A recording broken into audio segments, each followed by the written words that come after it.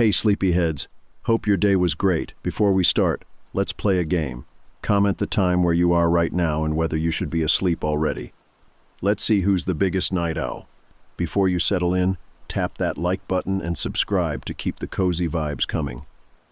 Now, dim the lights, get comfortable, take a deep breath, and let's drift into sleep.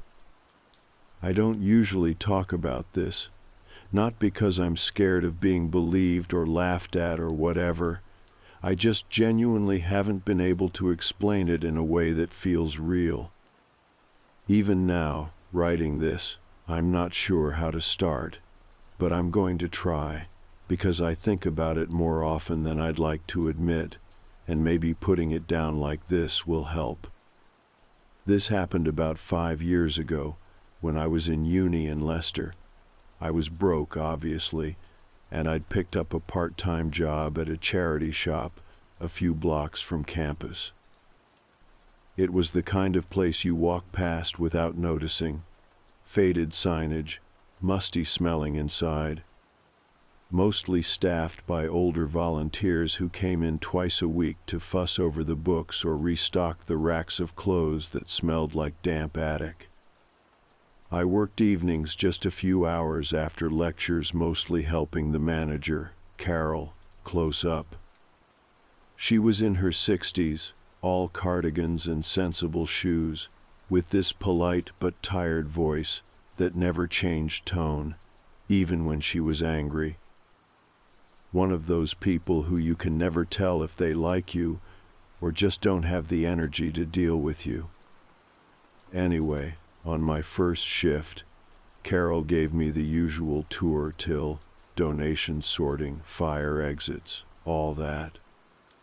We passed a narrow staircase in the back hallway, door at the bottom with a chain lock across it. I asked what was up there. "Old storage," she said, without slowing down. "We don't use it." She said it in a way that made it very clear she wasn't planning to explain further. I didn't push it. I figured maybe it was dangerous, structurally unsound, or maybe there was old inventory or asbestos or something. Old buildings always have that one weird off-limits area. The shop itself was quiet. Barely anyone came in past 5.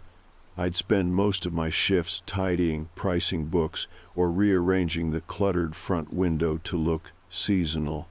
I didn't mind. I needed the money, and I liked the quiet.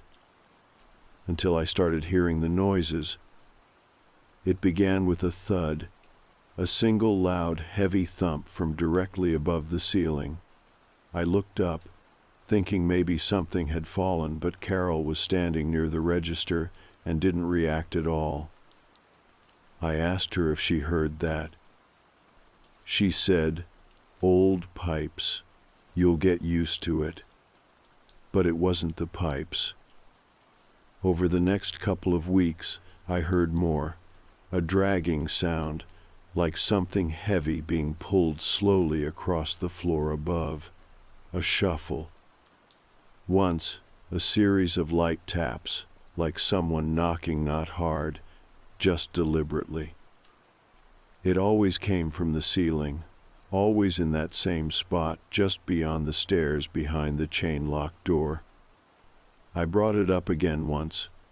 Carol looked at me for a long second and said, "That part of the building's not used. Ignore it." And that was it. So I tried. But then came the whispers.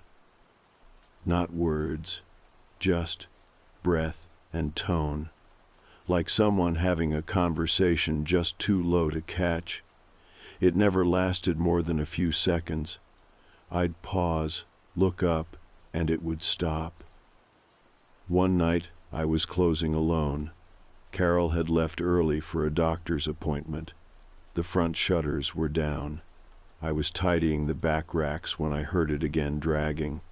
Louder this time, followed by 3 solid thumps. I froze. Then I heard movement on the stairs. Not footsteps, just a weight shifting, something heavy but slow. I walked down the back corridor and stood in front of the door. The chain was still on. The door itself was plain wood, old, with paint flaking around the edges. But now that I was looking closely, I saw it a small metal peephole drilled into the upper part, right at eye level. It wasn't official, just a hole someone had added, fitted with a tiny glass lens, almost invisible unless you knew to look for it. I didn't think. I just leaned in and looked. The room on the other side was small, bare walls, cracked paint, a single grimy window at the far end, covered by something, maybe a sheet or curtain. There was a mattress in the corner, stained and sunken, a plastic crate next to it, full of what looked like books or maybe old papers. And in the corner facing the wall, a woman, thin, pale, knees drawn up to her chest, wearing what looked like a hospital gown or a very thin dress, impossible to tell in the dim light. She wasn't moving. Then slowly she turned her head and looked directly into the peephole, like she'd been waiting. Eyes wide, not afraid, just locked on, focused, like she'd been staring at that spot all day, knowing someone would eventually look. I stumbled back so fast I hit the opposite wall. The air felt colder somehow, like the whole hallway had dropped in temperature. I didn't open the door, didn't call anyone. I just left, didn't even cash out the till. I locked the front as fast as I could and walked home with my heart hammering in my ears. The next day, I showed up for my shift expecting something police tape, news, a boarded-up stairwell. But everything was normal. Too normal. Carol was behind the counter. She didn't mention anything. I tried to act the same, though I could barely meet her eyes. When I worked up the courage to go look again, the chain was gone. The door was painted over, same color as the hallway now, fresh, slightly glossier, no peephole. No lock, just a solid white door.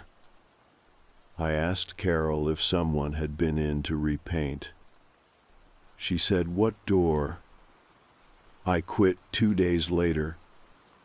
Said I had exams, which wasn't a lie, but it wasn't the reason. The real reason was that every time I was alone in that shop, I could still hear the whispering even after the door was gone. Not from upstairs, not anymore. From the walls. It's been years, and I still think about the door. Not every day, not even every week, really. But there are certain things that bring it back, sounds mostly, dragging furniture above me. That specific kind of silence you only get in older buildings, where the air just feels like it's holding something. Sometimes I'll catch a whiff of dust and old paint and I'm right back there, standing in the hallway with my eye pressed to the peephole. And lately, it's been happening more. I think it's because I went back. Not on purpose. I wasn't trying to chase anything down or get closure.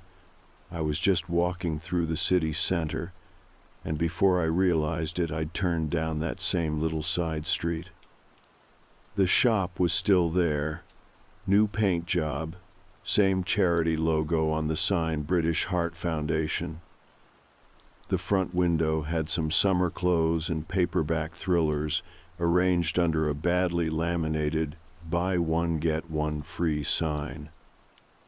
The strangest part was how normal it looked, like nothing had ever happened. I didn't go in. I thought about it, though, Stood across the road for a solid 10 minutes watching through the window like some weirdo. Some kid was behind the counter, couldn't have been more than 20. I didn't see Carol. Probably retired, or left, or whatever. I was about to walk away when the kid came out to sweep the front step, saw me watching, gave me a polite nod.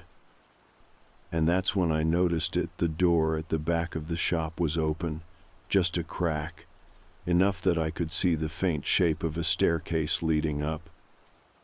I left right then, walked fast, took a different route back to the train station. My heart was racing, and I felt sick in that slow, creeping way where you know it's not something physical, it's memory. It's something you thought was buried waking back up. So that night, I dug out the old notebook I kept during uni. I flipped through notes from lectures, pub receipts stuck between pages, some song lyrics I probably thought were deep at the time. And then I found it, one folded sheet tucked near the back, written in my handwriting. Wednesday night, door chained, peephole visible, woman in corner, staring. Carol acted like it never existed. Just reading it made my chest tighten. Because here's the thing, after I quit, I tried to forget. I told myself it was stress, sleep deprivation, weird acoustics in a creaky building. I'd been working late, skipping meals, letting coursework pile up. Maybe I imagined it. Maybe I saw some old mannequin through a trick of the light, and my brain turned it into something else. But that note written the same night it happened, in my own scrawl, said otherwise. And it wasn't the only one. There were two others. One from the following day. Door painted, chain removed, peephole gone. Carol didn't acknowledge, couldn't get a straight answer. And one more, this one messier, scribbled like I was trying to get the words down faster than my thoughts. Still hearing movement upstairs, even with no access, not footsteps dragging, same spot every time. I must have written that the day I quit. Looking at it now, I'm not sure why I stopped writing things down after that. Maybe I didn't want to encourage it. Like if I gave it too much space in my head, it would dig deeper. That's how it felt at the time, like the more I noticed, the more it noticed me. But it's not just sound I remember now. It's her face. Or rather, the way she looked through the peephole. I've tried to describe it before to friends when I've told this story in bits and pieces. The problem is, people think creepy means screaming or lunging or crawling on the ceiling. She didn't do any of that. She was just there, waiting, not blinking. And that expression, not quite afraid, not angry, just expecting, like I'd arrived late. I think that's what scared me the most. She wasn't surprised to see me. It was the opposite. She looked relieved. I stopped talking about it for a long time. Until about 6 months ago. That's when the dreams started. They're not nightmares, not in the usual sense.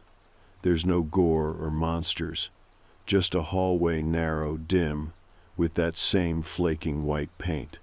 I'm walking toward the door. I know the door's coming, even before I see it.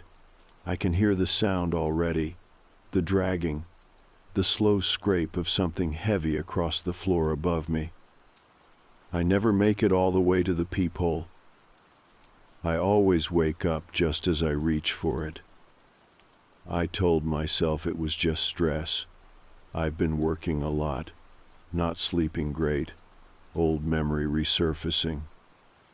But last week I had the dream again, and this time I saw something new. Not the door. Not the woman. The books. The crate in the corner. The one next to the mattress. I never really focused on it before, but in the dream, I could see one of the covers clearly. It was green, hardcover, cracked spine. The title, or what I remember of it, said something like, "For the Observers." And that phrase hit me like a punch to the chest. Because when I was still working there, I remember pricing a book with that exact name. A weird one, no author listed, no barcode, just the title on the spine. Inside, the pages were covered in diagrams, not illustrations, but floor plans, rooms, corridors, staircases, all labeled with times, names, and dates that didn't seem to follow any logical order. I didn't think much of it at the time, probably assumed it was someone's weird art project or self-published novel. I shelved it in the miscellaneous section near the back. And now I think it was hers. I think those books in the crate were journals, records. Maybe she was writing things down, just like I did. Maybe she was trying to track something, patterns, appearances, sound cues. Or maybe she wasn't alone in there. Maybe she was observing someone else, or something else was observing her. And now, years later, it's bleeding into my dreams. Not because I opened a door, I never did, but because I looked, because I saw her, and she saw me. I started keeping the notebook again. Not every night, not like before, but after the dream with the book, the green one, for the observers, I started writing things down again, just in case, stuff I remembered from back then. Things that didn't make sense at the time, but feel different now, in hindsight. Like the list Carol kept in the office. It was taped to the side of the filing cabinet, a single sheet of lined paper in a plastic sleeve, with rows of first names, no last names, and dates next to each. The first time I saw it, I asked what it was. She said it was a volunteer rota, but it didn't work like any rota I'd ever seen.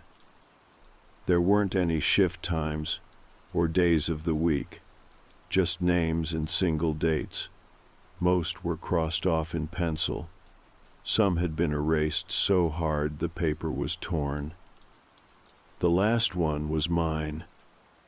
I didn't think anything of it at the time. I just assumed Carol had her own way of keeping track of shifts. But now, looking back, I don't think it was about shifts at all. I don't think it had anything to do with the shop floor. Anyway, after that dream, the one with the book, I couldn't let it go. I kept seeing that green cover in my mind. I couldn't remember exactly which shelf I'd put it on back then, but I figured if I went back to the shop, maybe I could find it, or at least confirm it was gone. It was a long shot, I know. It had been 5 years, but it didn't feel like 5 years. The way the dreams came back, the way I still remembered that smell, old cardboard, dust, air freshener that never really worked at all, felt too close. So I went back. This time, I actually went inside. It was a Thursday afternoon, middle of the day. The shop wasn't busy, just a couple of older women near the books, chatting about knitting patterns. The kid behind the till looked half asleep. I walked straight past him and headed toward the back. The layout hadn't changed much. Some new shelving units, a different carpet runner, but the shape of the place was the same. Same uneven floor near the fitting rooms. Same stack of cookbooks nobody ever bought. The back corridor was blocked by a staff-only sign now laminated, stuck to a folding screen. Nothing dramatic, just enough to tell people not to wander.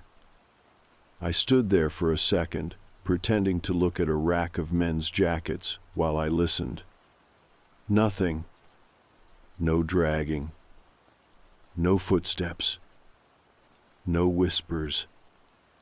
I felt stupid for expecting anything, for hoping, in some part of me, that I'd hear that sound again, that familiar scrape above my head that had felt like it was meant just for me.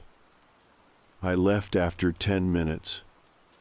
Didn't talk to anyone. Didn't ask about Carol.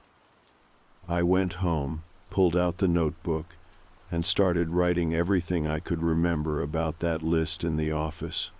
The names, the way some of them were nearly rubbed out, mine at the bottom. And one other name, just 2 above mine. Sophie. I hadn't thought about that in years.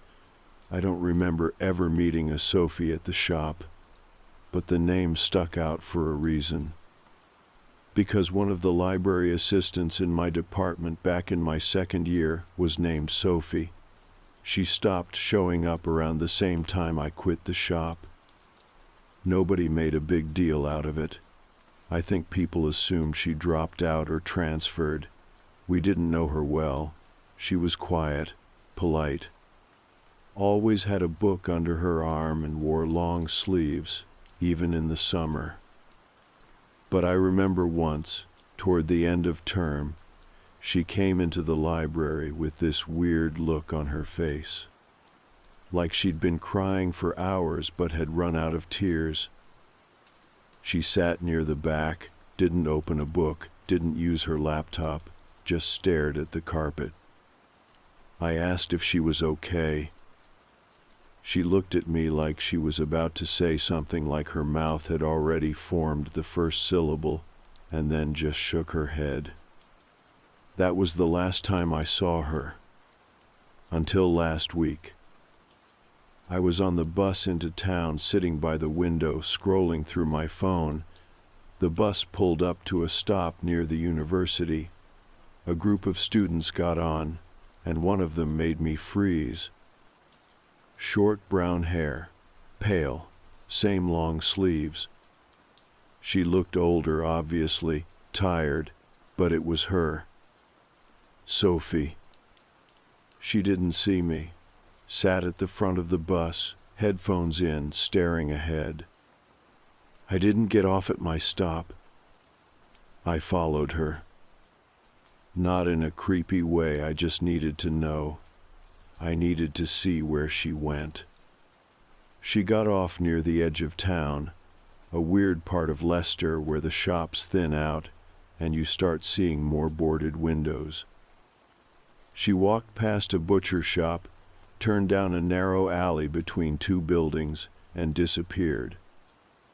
I waited a few seconds, then followed. The alley opened into a courtyard I didn't know existed. It looked abandoned, broken windows, rusted bins, weeds growing through the cracks in the pavement. And in the corner was a door. Wooden, flaking paint. No signage. Just a small brass plaque near the handle. No observers beyond this point. The hairs on the back of my neck stood up. I didn't knock. Didn't try to open it. I just stood there, heart thudding, and took it in. Because that phrase, no observers beyond this point, matched something I saw in the book. Not the cover, one of the diagrams inside. A floor plan labeled with that exact phrase, right next to a shaded stairwell. I went home and tore my flat apart, looking for anything else I might have kept from that time, old receipts, books, emails from Carol. Nothing. except one file on my laptop. A Word doc titled Stockroom, Notes, Docs. I don't remember writing it. The metadata says it was created on May 4th, 2018, 2 days before I quit. It's only one sentence. She wasn't trapped in the room. She was watching the door. After I found that file, the one that just said she wasn't trapped in the room, she was watching the door, I couldn't stop thinking about it. I don't remember writing those words, but they felt familiar.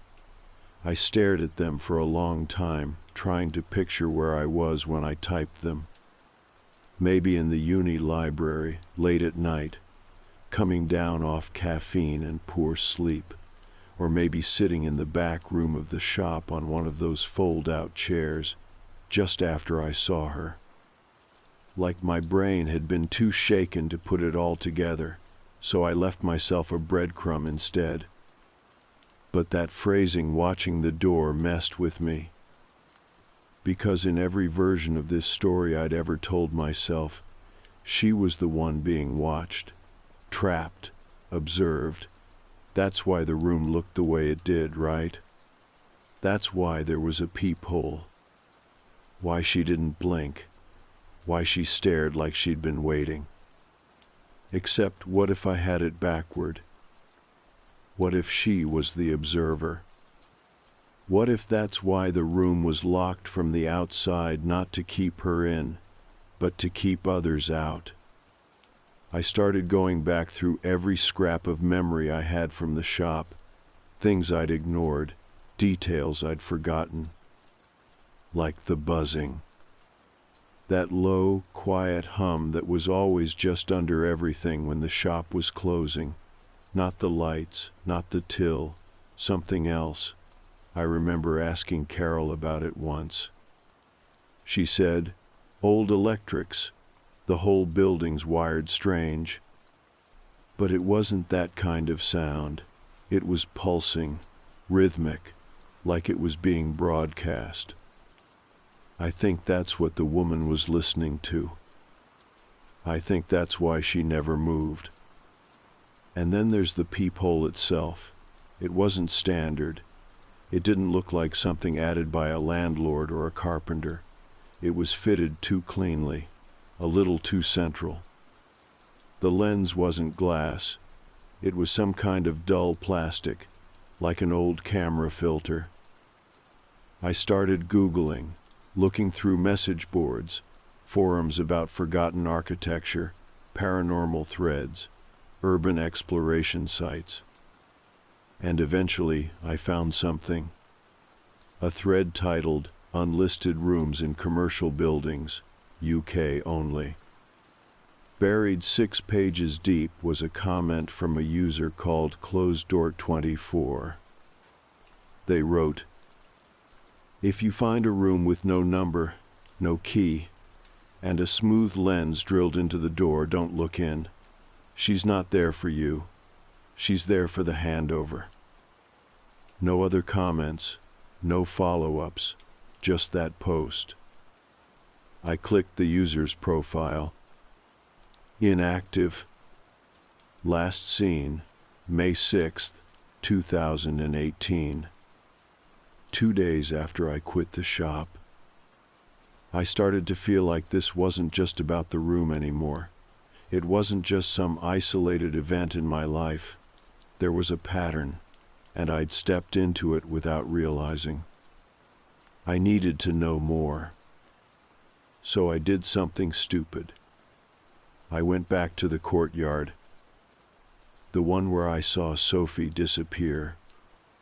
It took me an hour to find it again.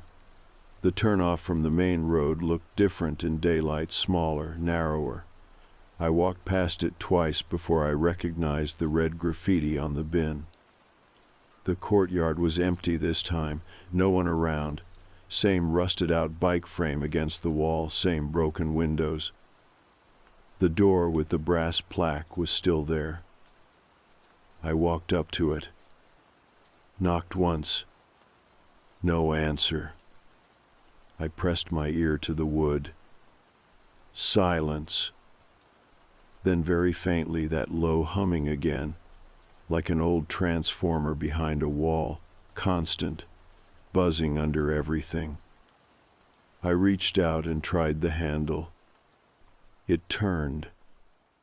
The door swung inward a couple of inches, groaning on the hinge. I didn't go inside. Just stood there, staring at the gap.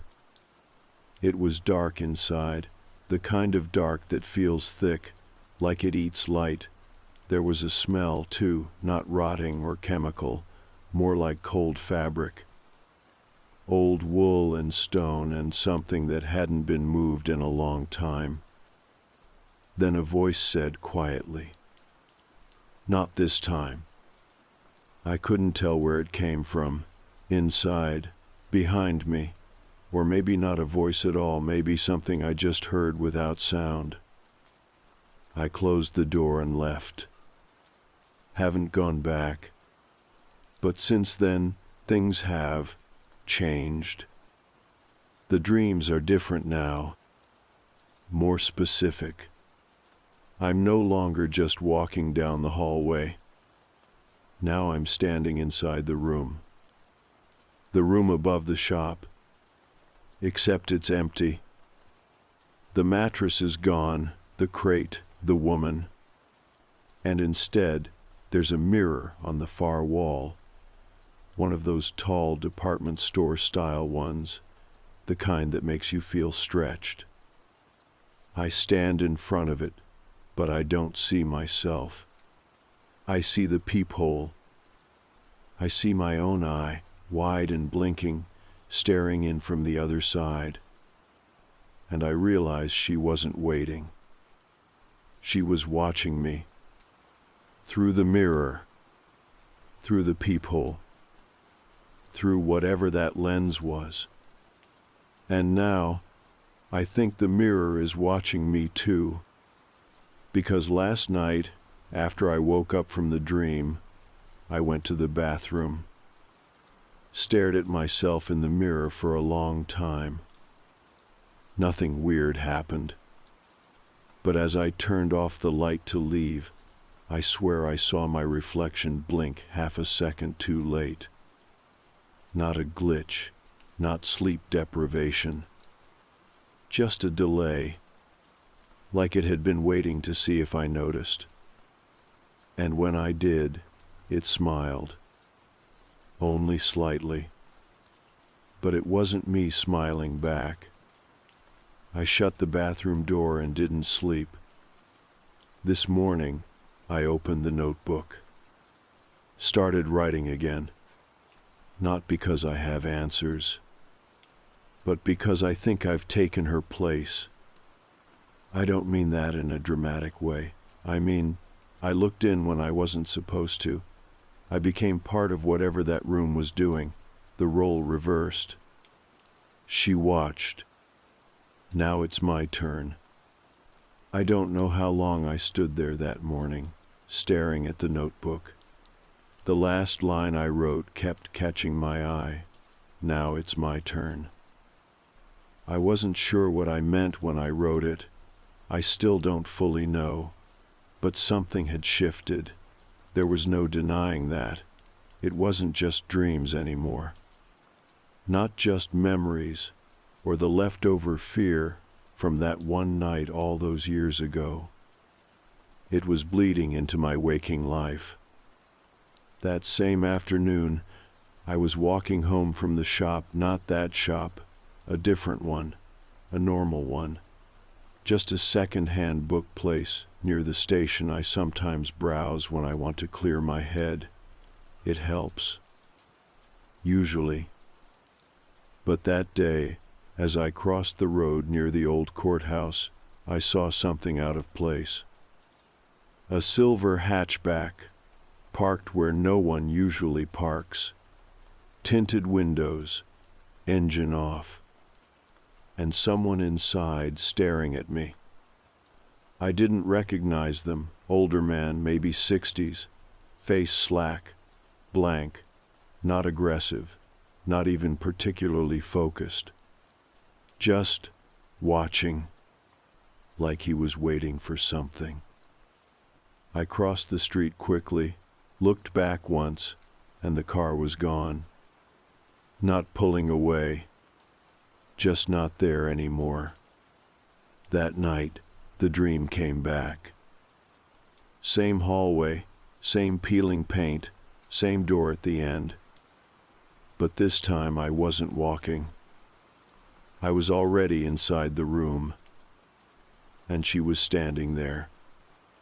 The woman from before, except she looked different now. Not sick, not crouched. She was upright, alert. Her hair was longer, straighter. Her hands were at her sides, not clenched. And she was smiling. Not kindly, not cruelly, just like she'd been expecting me. There was something behind her, something tall, covered in cloth, like a wardrobe with a sheet draped over it. She stepped aside, and for a second I saw what was underneath. A mirror, except not a normal one. It was too tall, the glass too dim. It looked more like the reflection was being projected, as if someone somewhere else was feeding it an image. I saw myself, standing still, but behind me, in the reflection, was someone else. Out of focus, close, almost touching my shoulder. I woke up before I saw their face. After that, things started accelerating. Small things at first. The hallway light in my flat began flickering, but only between 3 and 4 in the morning. Every night, my phone began recording voice memos by itself. Short ones, 5-10 seconds max. Just static. Except one night, I played one back and heard something. A voice, low and close, whispering, "Don't let it close." That was it. I didn't sleep for the rest of the night. I started locking every door in the flat, cupboards, closets, the bathroom, even when I wasn't in it. Not because I thought anything would come through them, but because I was afraid something might not be able to. And I didn't know which was worse. The dreams didn't stop, but they changed, became more fragmented, like flashes, details out of order. I'd be looking through the peephole again, except the room on the other side was my flat. Or I'd find myself sitting on the floor of the charity shop, but the walls were covered in mirrors, all angled slightly off-center. Every reflection showed me in a different position, and in some of them, I wasn't alone. There was one dream I can't shake. I was in the back hallway of the shop. The door was gone, not painted over, just not there. Instead, there was a tall alcove filled with books, and on the spines, I saw names. Mine, Carol's, Sophie's, others I didn't recognize, all arranged chronologically. At the end of the shelf, there was a gap, just enough room for one more. Then a book fell off the shelf by itself and landed open at my feet. Inside, a floor plan. The charity shop. Except every wall had a second line just inside the first, like a double layer. Rooms behind the rooms. Walls behind the walls. And in one corner, written in red ink, "She never left. She just learned to look out." When I woke up, I was sitting in the living room with my coat on. Shoes laced. Keys in hand. I hadn't planned to go anywhere. I hadn't even remembered getting up. But part of me knew exactly where I was about to go. Back to the shop. The real one. I didn't even hesitate. I left the flat, walked through the dead silent streets of Leicester at 4:30 in the morning, and made it to the back alley behind the shop just before sunrise. The courtyard was just how I remembered, except now the door wasn't closed. It was ajar. No plaque, no locks. Just open, like it had been waiting for me to stop being scared. I stepped inside. No lights. No stairs. Just one room. The same room. The one from the peephole. It smelled like dust and time and fabric that had never fully dried. The mattress was back. The crate of books. The mirror in the corner. And in the mirror, not my reflection. Not hers. Something else. Watching. Just watching. I didn't go further. Didn't speak. I just stood there for a minute, waiting for something to move. Nothing did. Then from behind me, a voice, a child's voice this time, said, "You've seen enough. We don't need you anymore." I turned. No one was there. When I looked back at the mirror, it was just a mirror again. Just me. Pale. Shaking. Alive. I left. That was 3 nights ago. Since then, no dreams. No humming. No whispers. The notebook has stayed closed. And for the first time in weeks, I feel like I can breathe again. But I haven't gone near a mirror. Not even once. Not because I think I'll see her, but because I'm afraid I won't. Because the only thing worse than being watched is being forgotten.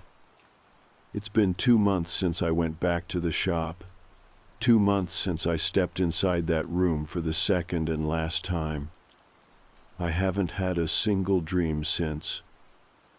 Not about the hallway, not about the mirror, not about her. For the first few nights after, I slept with all the lights on, kept the telly going in the background, woke up to every sound.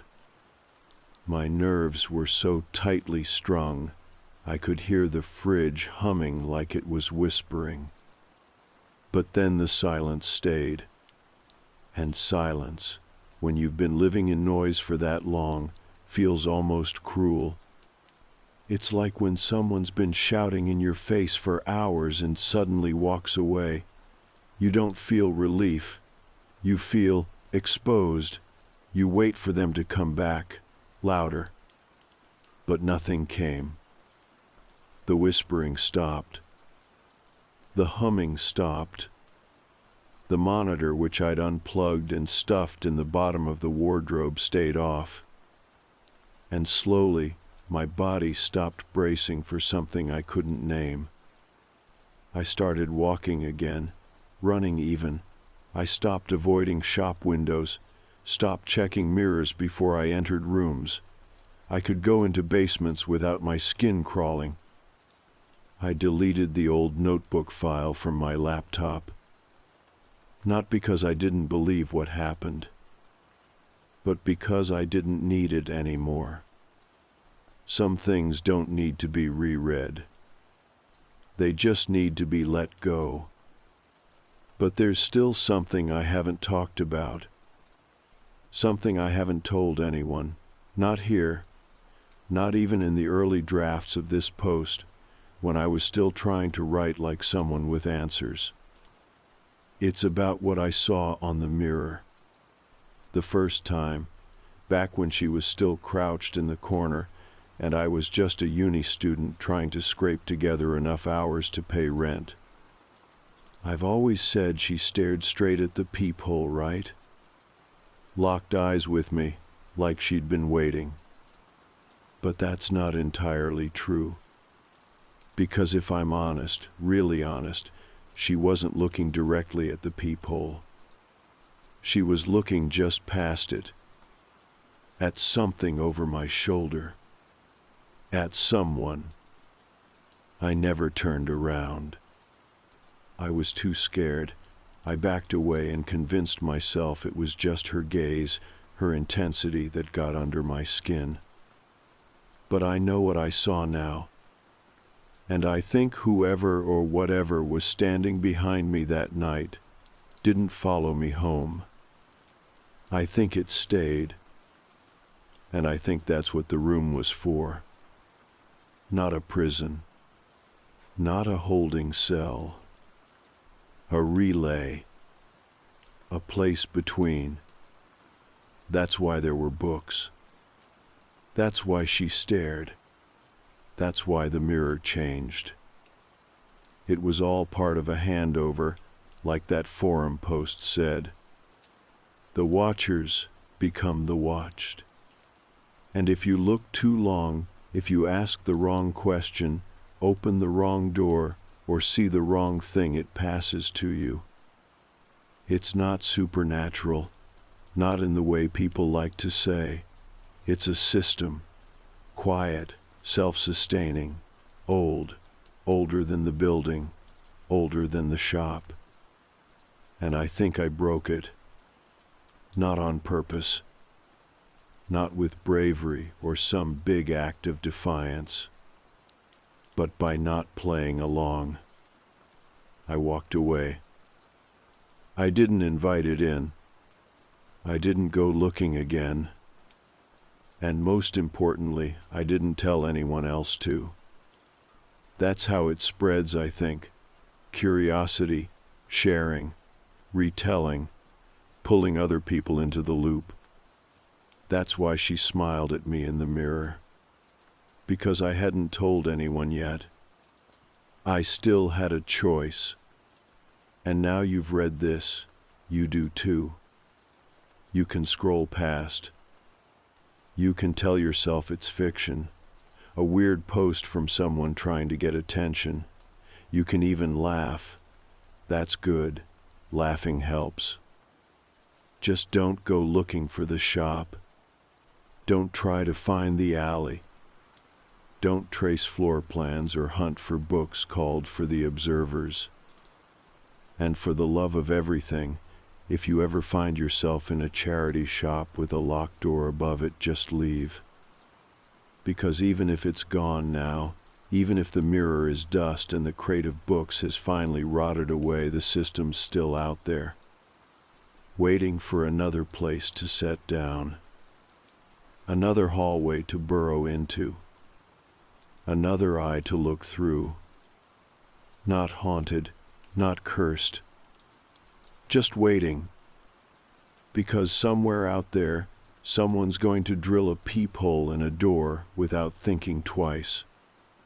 They're going to press their face up to the glass, expecting to see nothing. And they're going to find her, sitting, watching, smiling like she never left. And she's going to lean forward slowly so they don't flinch. And she's going to whisper, "Your turn." That's how it ends. No twist, no punchline, no reveal. Just the simple truth that I saw something I wasn't meant to see. And I stepped back before it stepped in. So maybe this isn't a horror story. Maybe it's a warning. Or maybe it's just my way of saying, I'm still here. Still whole. Still me. And for now, for however long that lasts, that's enough. Okay, so I don't really know where to post this. but I've been lurking here a while, and a few of the stories I've read here stuck with me. And now that something's happened that I can't explain, or maybe don't want to explain, I figured this is the only place that might take me seriously. For context, my wife and I moved into this house last fall. Columbus, Ohio, suburbs, quiet street, lots of older houses with finished basements and creaky floorboards.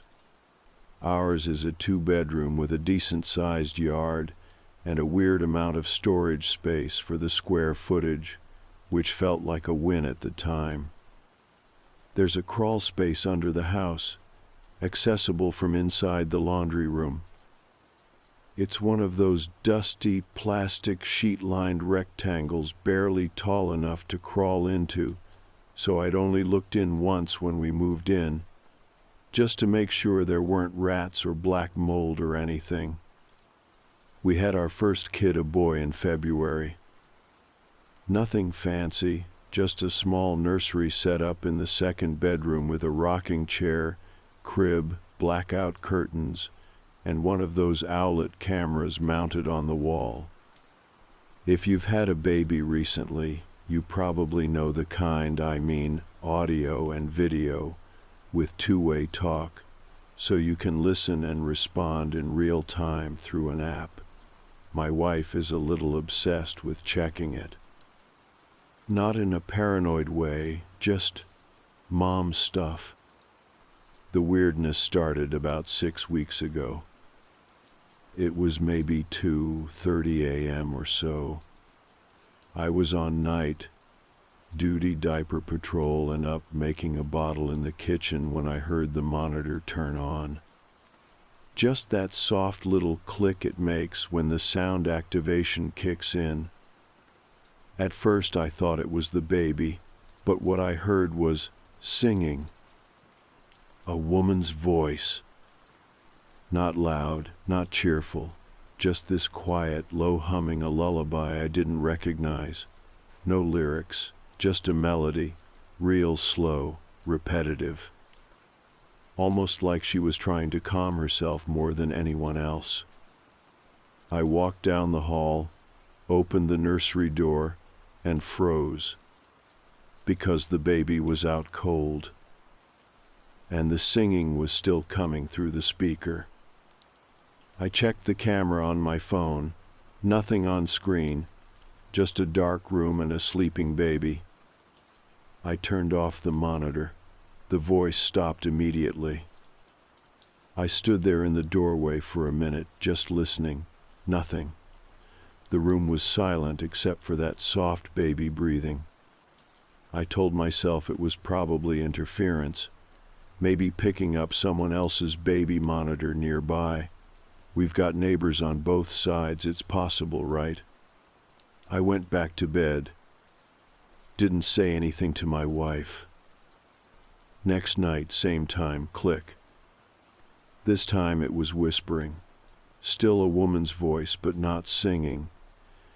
Just these low, broken-up phrases I couldn't make out. Maybe honey or shh or something like that. And again, when I checked the crib, the baby was sound asleep. Nothing on the camera, no alerts. But the speaker was clearly on. And again, the second I turned it off, silence. That's when I told my wife, showed her the clip from the monitor. You can set it to record. We both sat there on the couch staring at the waveform of this faint voice just appearing in our kid's room with no source. She didn't say much, just looked at me and said, "That's not okay." I agreed.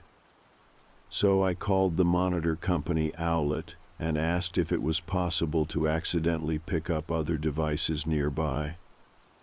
They said technically, yes, but it's extremely rare with their encryption protocols, and the audio is usually garbled. Ours wasn't. Ours was clear. I asked if there was any chance someone could access the camera remotely. They said no, but advised changing the password and checking our Wi-Fi security settings anyway. So I did that. Factory reset the monitor, reinstalled the app, changed all our passwords, even switched out the router just in case. We were locked down. Or so I thought. A few nights later, it got worse. We were both asleep. Around 3 a.m., the monitor clicked on again loud enough that it woke both of us this time. My wife grabbed her phone. I sat up. It wasn't singing. It was coughing. Wheezing, actually, like someone breathing through a partially closed throat, strained, wet. Then a whisper, "I know you're up." I don't think I've ever moved that fast in my life. I grabbed the bat from under the bed and booked it down the hallway into the nursery. Empty. Baby still sleeping, peaceful, not even stirring. And then, behind me, just behind my right shoulder, the monitor speaker crackled, and I heard, "Shh, don't wake him." I turned around so fast I almost slipped on the rug. No one was there. The monitor light was on green, solid, transmitting. But there was no one in the room. I turned it off. We didn't sleep the rest of the night. The next day, we tore the house apart, looked in closets, under beds, behind doors, checked the attic. Nothing. But something about it wasn't adding up. I kept thinking about how clear the voice was, how close it sounded. And that's when I remembered the crawl space. It had been months since I looked in there. I pulled the washer out, opened the hatch, and immediately knew something was wrong. There were marks in the dust, handprints, dragged lines, spots where the plastic sheeting had been pressed down in the shape of knees. Someone had been in here recently. I crawled in with a flashlight. The crawl space goes under most of the house, maybe 3 feet high at most, too low to stand. The further I went, the worse it smelled. Damp, old fabric, mold. Then I saw it. In the far back corner, behind a stack of insulation boards, a small clearing, and in it, a stained mattress, a ratty blanket, empty baby bottles, children's toys, a plastic truck, a stuffed lamb missing an eye, and sitting on top of a milk crate aimed toward the ceiling, a second baby monitor, identical to ours, still plugged into a portable battery, still powered on. I didn't touch anything. I backed out fast. Called the police. They came, did a full sweep, took the monitor, the mattress, everything. No signs of forced entry, no fingerprints, no DNA yet. But the officer pulled me aside and said something that made my blood run cold. This model of baby monitor, it doesn't transmit unless both ends are paired. If that one was powered on, it means whoever was down there could hear everything coming from your end too. We moved out the next week. Not because they told us to. Because the night after the cops left, the monitor in the nursery, the new monitor we bought to replace the old one, turned on by itself. Just one whisper. Not a woman's voice this time. A man's. "You were supposed to leave it." I unplugged it. Haven't used one since. We left. Not forever, just for a little while. After the second monitor was found under the house, and after that voice said, "You were supposed to leave it," we packed up and stayed at my sister-in-law's place on the other side of Columbus. She has a finished basement with a little guest suite, and at that point, We were ready to sleep in a parking garage if it meant no more weird static or disembodied whispering. It was supposed to be temporary, just a few days. Give us time to clear our heads, figure out what we were dealing with. But weird doesn't stay behind like it's supposed to. We brought it with us. It started small. My wife and I both noticed the baby wasn't sleeping as well. Not screaming, not fussy, just waking up at odd times. 2 a.m, 3:11 again, wide-eyed. Completely still, no crying, just alert. Watching the door. And then the coughing came back. Same sound as before, rough, wet, too human to be random noise. Except now it wasn't coming from the monitor, it was in the wall. First night I chalked it up to bad plumbing.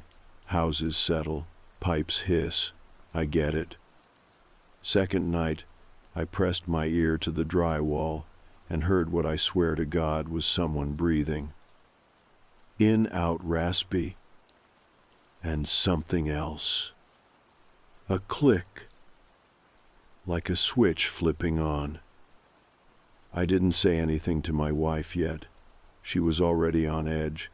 We were guests in her sister's house. The last thing I wanted was to cause a panic. But the third night, she heard it too. We were both up late. The baby had been fighting sleep for hours, and we had just gotten him down when we sat in bed and heard it. A low, muffled humming, a lullaby, same as before. That same weird melody that never really resolves. It just circles. We sat frozen, didn't move, barely breathed. And then, from the vent near the crib, "Shh, don't wake him." My wife was out of the bed in seconds, scooped the baby up, clutching him like her life depended on it. I followed, heart pounding, opened the vent. Nothing inside. Just cold air and dust. We didn't sleep that night. Next morning I called the officer who'd responded the first time, explained everything, told him we were now hearing sounds in a completely different house, that something might be following us. He didn't laugh, didn't sound surprised. He just said, "Do you still have the monitor?" I told him we'd thrown the old one away and bought a new one.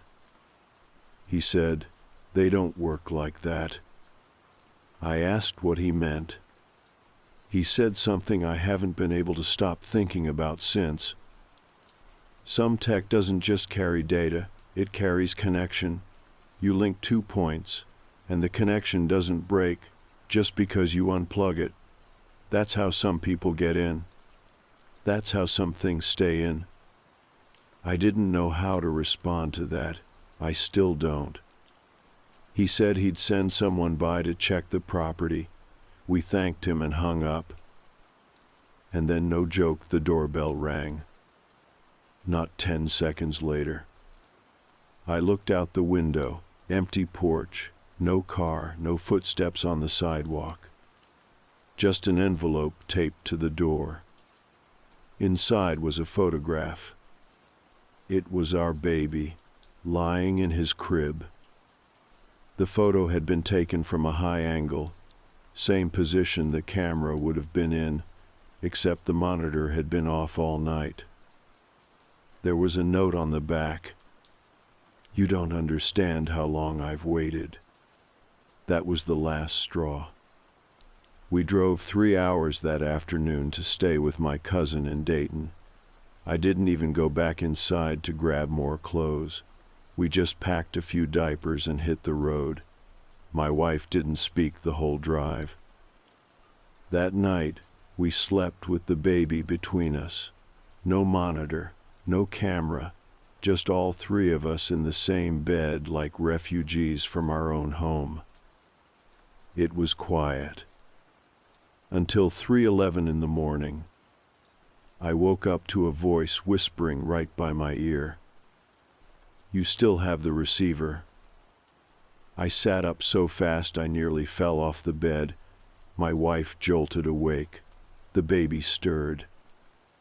I searched the room. Nothing. But when I checked my phone, the Owlet app had been reinstalled. I never did that. It was open, streaming, from our nursery back in Columbus. And someone was standing in the doorway. Just a shape, no detail, no movement. Not the baby, not me, not my wife. Someone else. Just standing there, staring. I deleted the app, factory reset my phone. It didn't matter. The next night, it was back. Installed again, open, streaming. The image had changed. Now it was just the crib. Empty, but the mobile was moving, like someone had just touched it. The next day, we went back to the house in Columbus. Not to stay, just to end it. I went in alone. The place felt different, like the air had been still too long, like the house had been listening. I walked to the nursery, looked around. Empty. Then I checked the crawl space one more time. Everything was gone. No mattress, no blanket, no toys, no second monitor. Just a perfectly smooth floor and a faint smell of something old. I turned to leave and found a note pinned to the wall, written in shaky handwriting. "He still wakes up sometimes, but not for long. I haven't told my wife about the note. She's doing better now. Baby's sleeping again. We got rid of all the techno monitors, no smart devices. We use a simple sound machine and leave the door open a crack. Every night, I check the house before bed. Closets, windows, vents, crawl space. And I listen. Not for crying, not for movement, but for that little click. Because if it ever comes back, if the speaker turns on again, I don't think it'll be a voice next time. I think it'll be silence. And I think that'll be worse." After we got back from Columbus that second time, we knew we couldn't stay with family forever. We needed a real place again, a safe place. So we found a short-term rental about an hour outside of town, a one-story ranch house near a retired couple who'd lived there since the 90s. The lease was month to month, and the landlord didn't ask many questions, just handed us the keys and said, "Quiet place. No one ever sticks around long, but you'll be fine." That should have been a red flag, but by then we were too tired to care.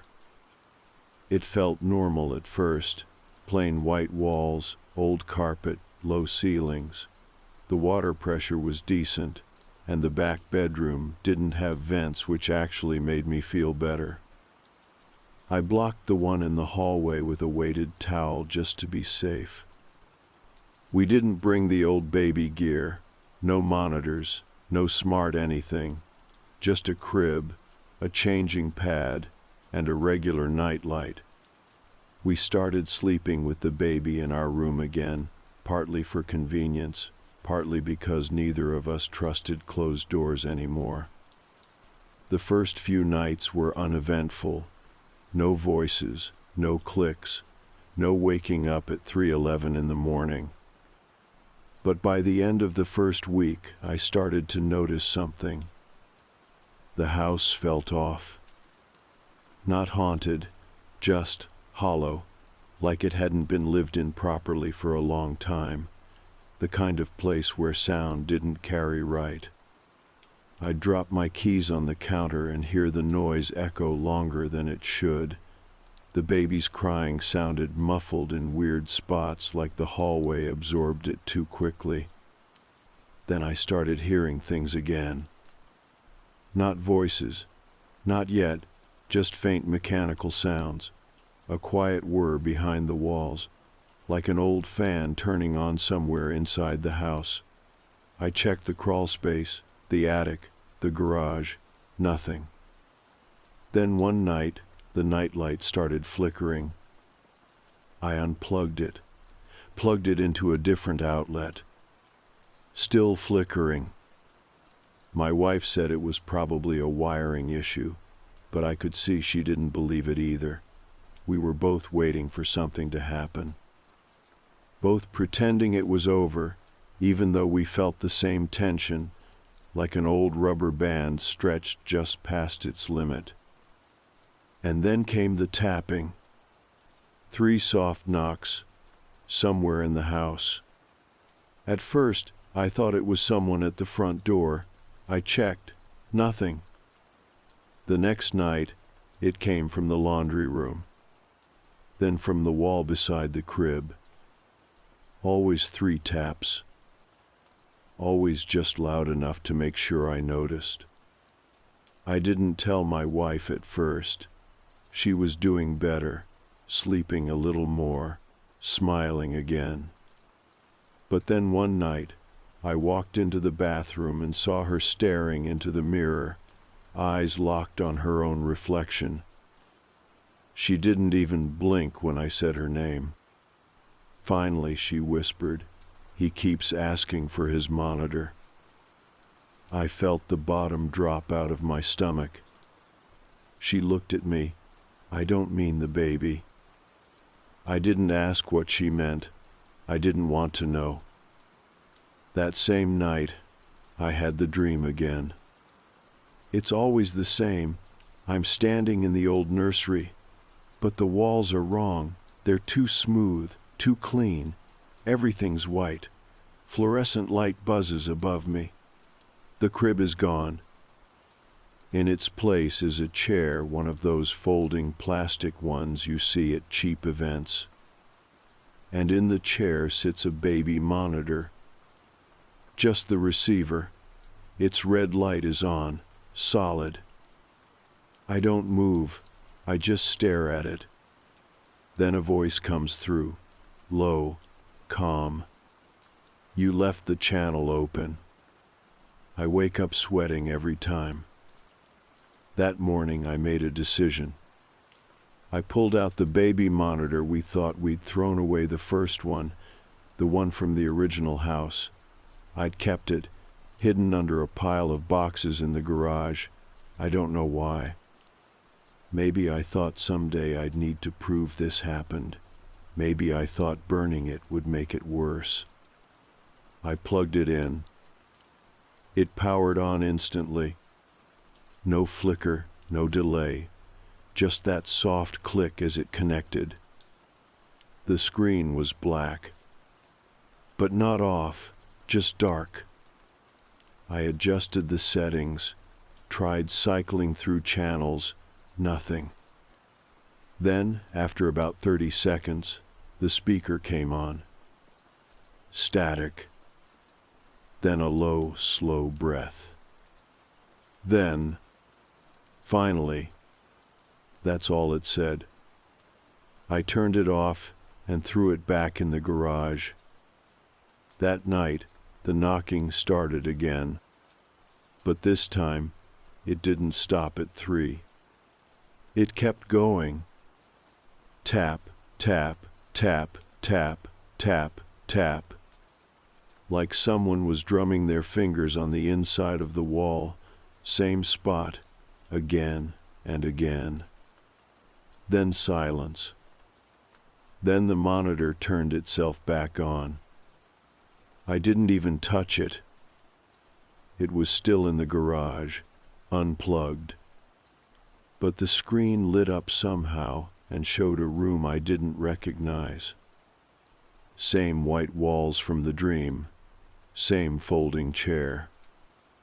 And on the chair, a small, neatly folded baby blanket. Blue. Ours. The one that had gone missing from the dryer a week ago. My wife screamed.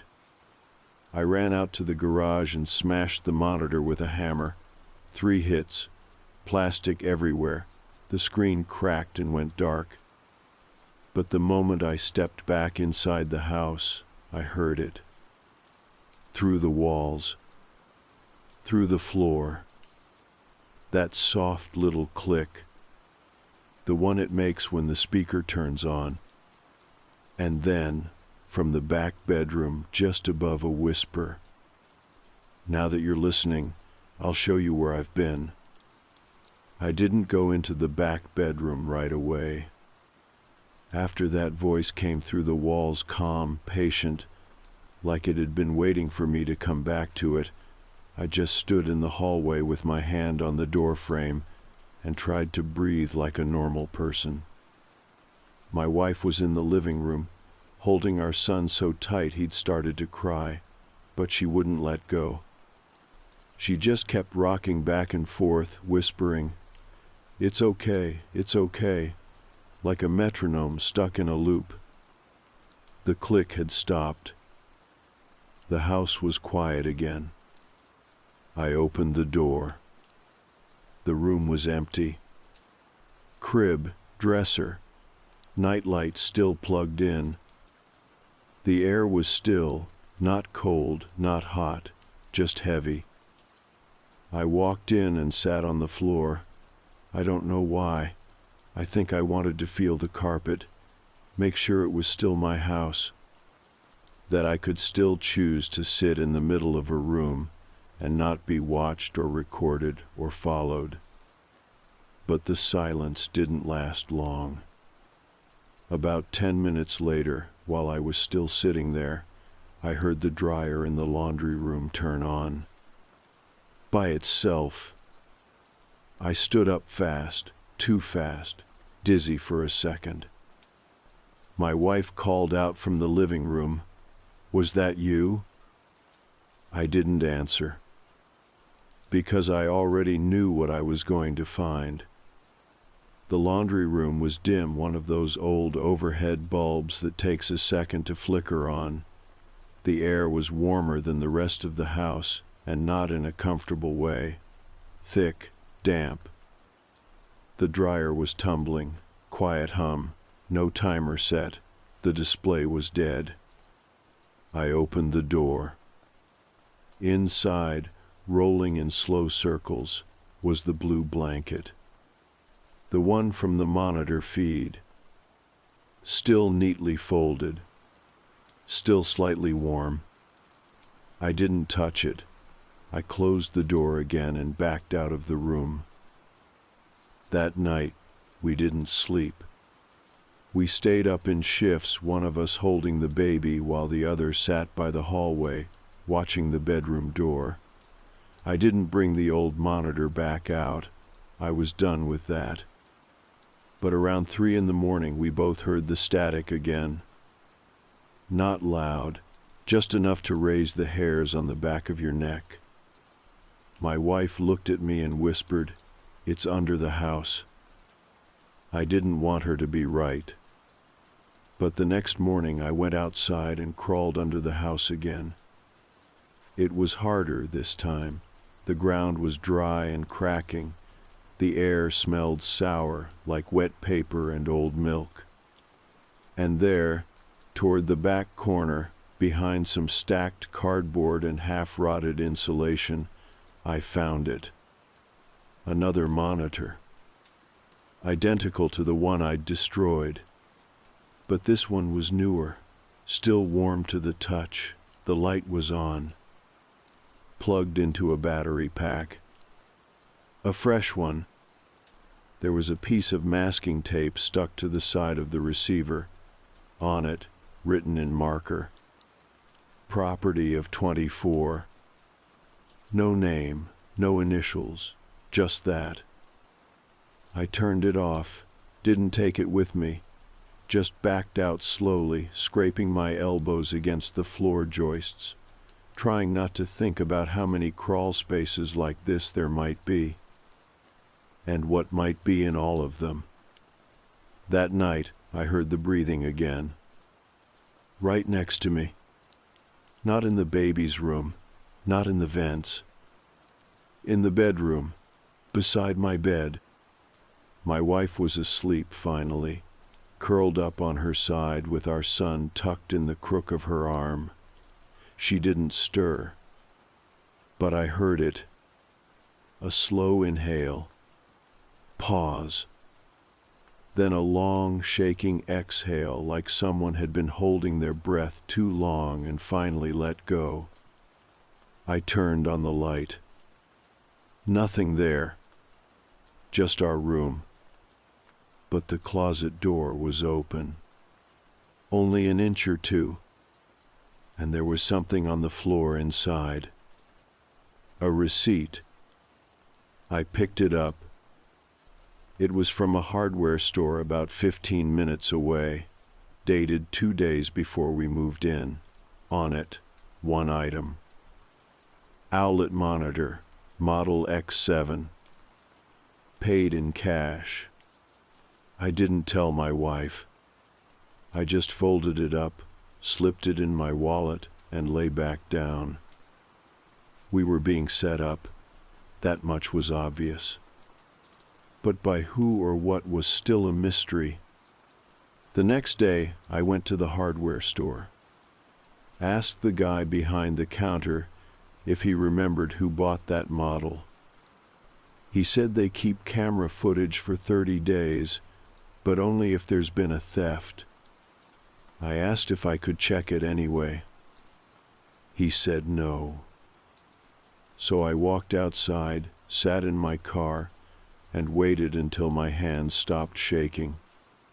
I decided to check the crawl space again. Not the one under our rental. The one under the first house, the one we fled from, the one that started everything. I knew it was stupid. I knew we weren't even supposed to be on the property anymore. But I still had the key, and I needed to know. The house was still empty, same sagging porch, same blinds pulled tight. No one on the street seemed to notice or care that I was there.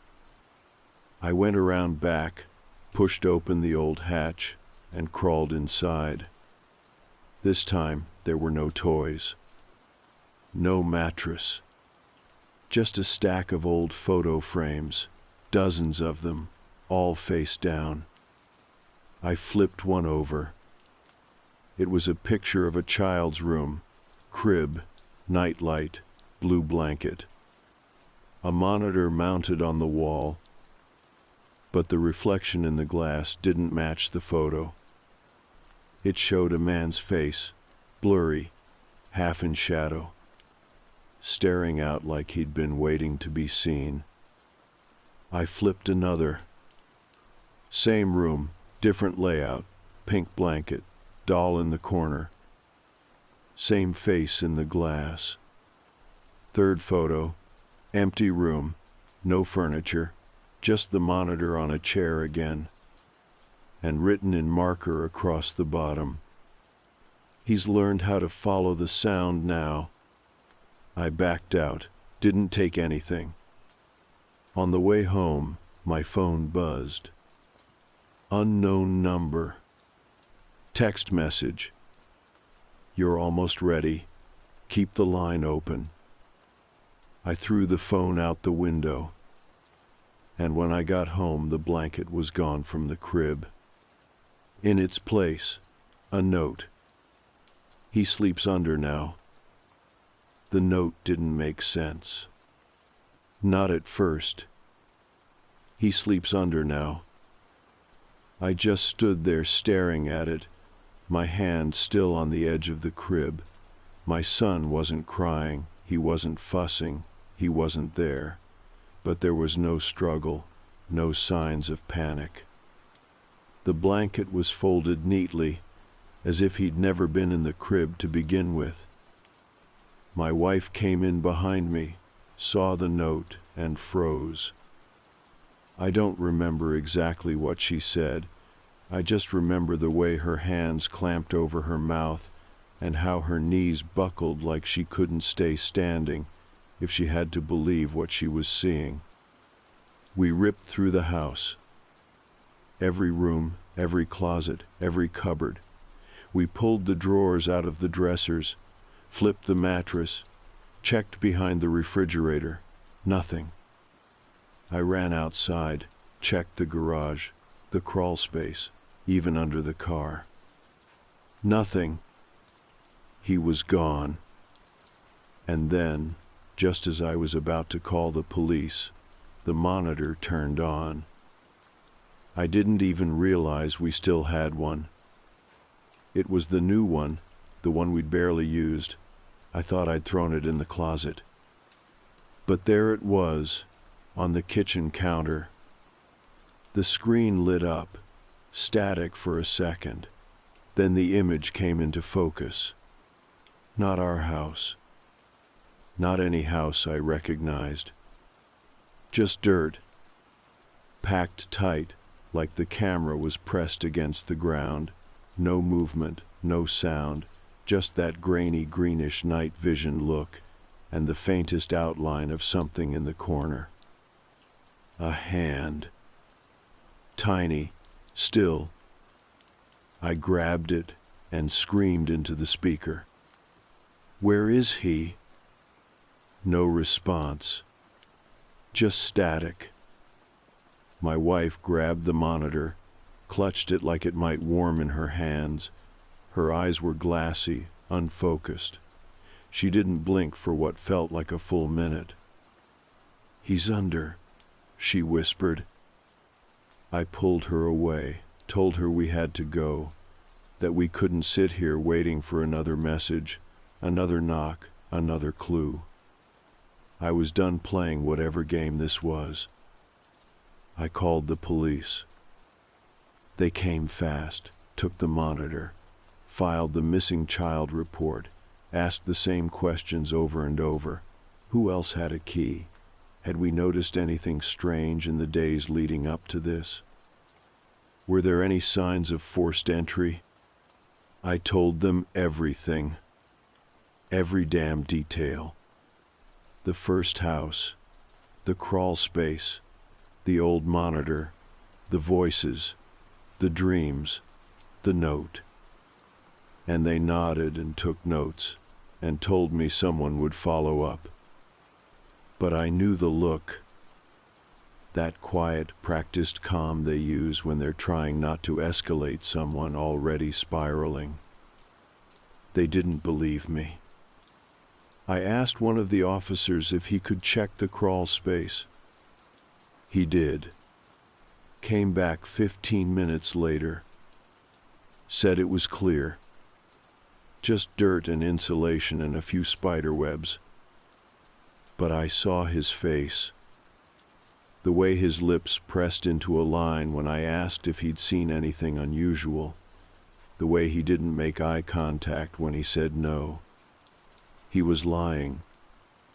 I wanted to press him, I really did. But I didn't. Because in that moment, I realized something that I think I'd known for a while but hadn't been able to say out loud. Whatever this was, whatever had taken our son, it didn't care about police or rules or walls. It wasn't just in the house. It was the house. Every house. It had followed us from place to place, through different rooms and vents and signals, through the damn monitors, and it would keep following no matter where we went. Unless I did something. That night, I sat in the living room with every light off, the new monitor in my lap.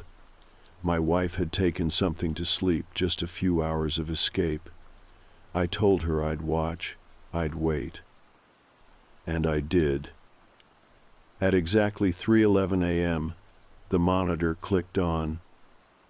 This time the image wasn't static. It was the crawl space again, but different. Brighter, somehow. More detail. The camera must have been moved. I could see the dirt, the plastic sheeting, and in the center of the frame, something new. A trapdoor. Wooden, old, hinges rusted. And on top of it, written in white chalk, Arshawu. I stood up so fast, the monitor fell out of my lap and hit the floor. I didn't pick it up. I grabbed a flashlight and headed for the laundry room. The crawlspace entrance groaned as I pulled it open. I ducked inside, heart pounding. It was the same smell, mildew, dust, old insulation, but stronger, thicker, like it was coming from somewhere deeper. I crawled on hands and knees, flashlight cutting through the dark. I followed the layout from the monitor, the angles, the corners. And there it was. The trapdoor. Exactly where I saw it. Same white chalk, same hinges, same uneasy feeling in my chest, like my heartbeat had started sinking with something underneath the floor. I reached out and touched the handle. Cold. I hesitated. Everything in me said to turn around, to crawl backward, to get out and never look again. But I couldn't. I lifted the door. It creaked like it hadn't moved in decades. A rush of cold air hit my face, damp, heavy. There was a short ladder metal rung set into the dirt wall. I climbed down. 1 step, 2, 3. The space below was wrong. Not big, not wide, but too clean. The floor was packed earth, but the walls were lined with tarps, old ones, military green. They rustled when I moved. And in the center, under a single hanging bulb, probably battery-powered, was a crib. A real one. Wooden, stained, empty, except for the baby monitor sitting inside it. Red light on. No screen. Just that faint, familiar sound. Breathing. Soft, steady, close. I reached in, and the second I touched the monitor, the light went off. The bulb above flickered, and then I heard it. From behind the tarp, a voice. Not loud, not angry, just tired, almost ready. I ran, didn't climb, scrambled, back through the hatch, through the crawl space, into the house. I slammed the panel shut and put the washing machine back in front of it. And then I just sat there, breathing, waiting for the knock. But it never came. Only the soft hum of the baby monitor back in the kitchen. Still on. Still waiting. Still connected. We didn't leave the house for 2 days. Not because we were paralyzed with fear, although maybe part of me was, but because I needed to understand what I'd seen down there, what I'd felt. The room beneath the trap door wasn't just a space. It was designed, built in secret, hidden deliberately, too clean, too calculated. Someone made it that way on purpose. And that someone had been calling himself 25. I kept hearing that voice. Not from the monitor this time, it never powered back on after I touched it in the crib, but in my head. The voice in the crawl space, the one that said, almost ready. It wasn't a threat. It wasn't even taunting. It was more like expectation. I sat at the kitchen table all that night just thinking, looking at the baby monitor where it sat on the counter, quiet now. The red light was still blinking, though, and it wasn't connected to anything. That's when I realized something. It was never about just watching. It was about mirroring. About making the environment feel just familiar enough that you don't question it. A quiet house, a safe room, a monitor that hums in the background and lets you check in with just a glance. We had one. They had one. Our child was in one crib. Another child, or something like a child, was in the other. He sleeps under now. That line played over and over in my head. I started digging into every past tenant of the original house. Public records, forums, archived real estate listings. It took hours, but I found something strange. Between 2007 and 2022, the house had changed owners 7 times, all private sales, no listing photos, no inspection notes online. One of the names caught my eye, an Evelyn Harmon. She sold the house in 2011, quick turnaround, only lived there 3 months. But her name was also tied to a missing persons report filed the same year. Her grandson, age 1, disappeared from his crib in the middle of the night. No signs of forced entry, no witnesses, no suspects. Sound familiar? That's when I knew this wasn't new.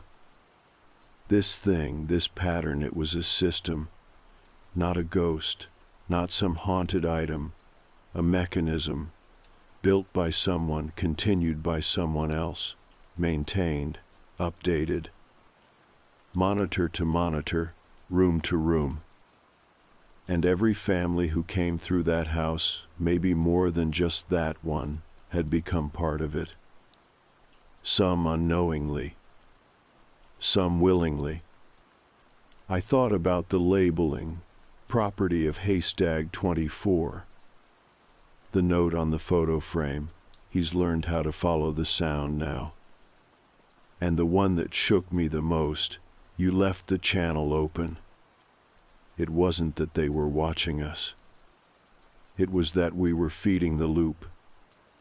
Every time we turned the monitor on, every time we listened, every time we whispered back, we kept the channel open. I told my wife everything. She didn't interrupt. She just listened, holding our son's blanket in her lap like it could still comfort her. When I finished, she stood up and said, "We burn it." So we did. The monitor, the note, the receipt from the hardware store, all of it. Everything we had kept that tied us back to that crawl space, the sounds, the screen, the signal. We wrapped it all in a pillowcase, took it out to the backyard, and made a fire in the rusted fire pit behind the garage. I watched that red blinking light go dark as the plastic melted and curled into ash. For a second I thought I heard something hiss in the smoke. A voice. Breathing. But it might have just been the wind. We moved out the next day. Left the furniture, left the lease deposit, left the keys in the mailbox. Didn't tell the landlord. Didn't leave a note.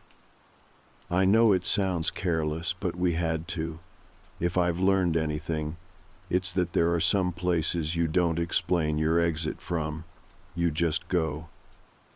We stayed with my cousin in Dayton for a while after that. It wasn't perfect, but it was quiet. No monitors, no cameras, just a mattress on the floor and a baby between us.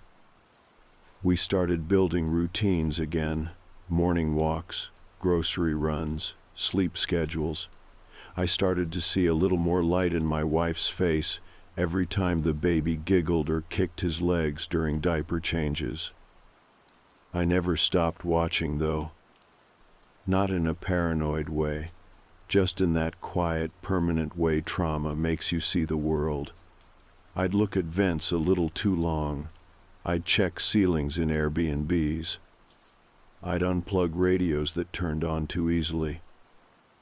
But weeks passed, then months, and nothing followed us. Eventually, I did go back once to the original house.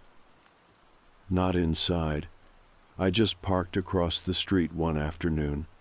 The grass was tall, the windows boarded up now, no car in the driveway. But someone had spray painted something on the front door. White letters, big. No more sound. I don't know who wrote it, but I think I understand. If you're reading this because something started happening where you live, if you hear breathing from a monitor that shouldn't be active, or whispers when the house is still, or a voice that calls from somewhere too low beneath your floor, turn it off. Whatever it is, whatever wants to be heard, it only lives if you listen. It doesn't need to find you. It just needs to be invited. Don't invite it. Don't talk to it. Don't ask it for answers. Because you might not like the one you get. And whatever you do, don't leave the channel open.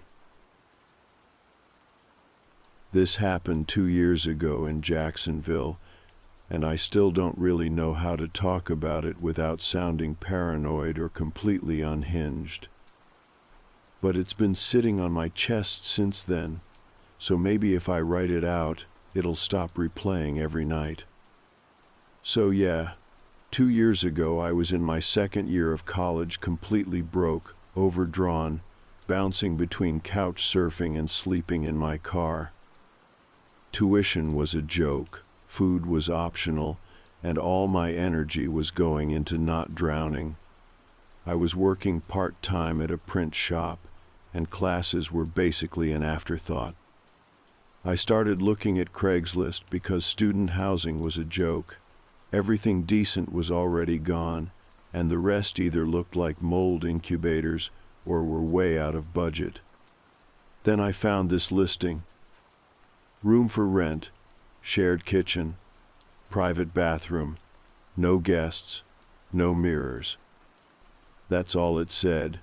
No photos, no fluff, just an address in Arlington, a phone number, and no questions asked in the body of the post.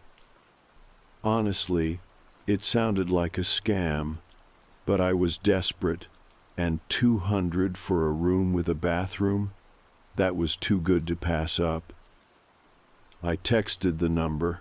Guy replied in under a minute. Come by tonight, 7. Bring first month's rent. That should have been the first red flag, but I was already halfway convinced I'd be sleeping in my car again that night, so I said yes.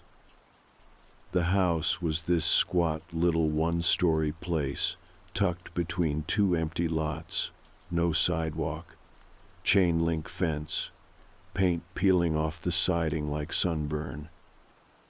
But the lights were on, and the porch light worked, which already made it better than some of the places I'd seen. The guy who answered the door was old, probably pushing 70, with that kind of face that's hard to read. Pale, thin, but not sick-looking, just washed out. His clothes were clean, shirt tucked in, socks. He looked like he belonged to another era. He opened the door and just said, "You're here." I nodded. "You're Mr. Hardy?" He didn't answer, just stepped aside and let me in. The place was clean, dated but clean. Brown carpet, yellowed wallpaper, old furniture that probably hadn't moved in decades, smelled like dust and a faint hit of lemon cleaner. He led me to the back room, small, but it had a bed, a desk, and a bathroom off to the side.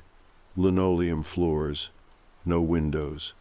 The light buzzed a bit, but it worked. I asked if I could see the kitchen. He said, "Later." Then handed me a key. No lease, no ID, just the key.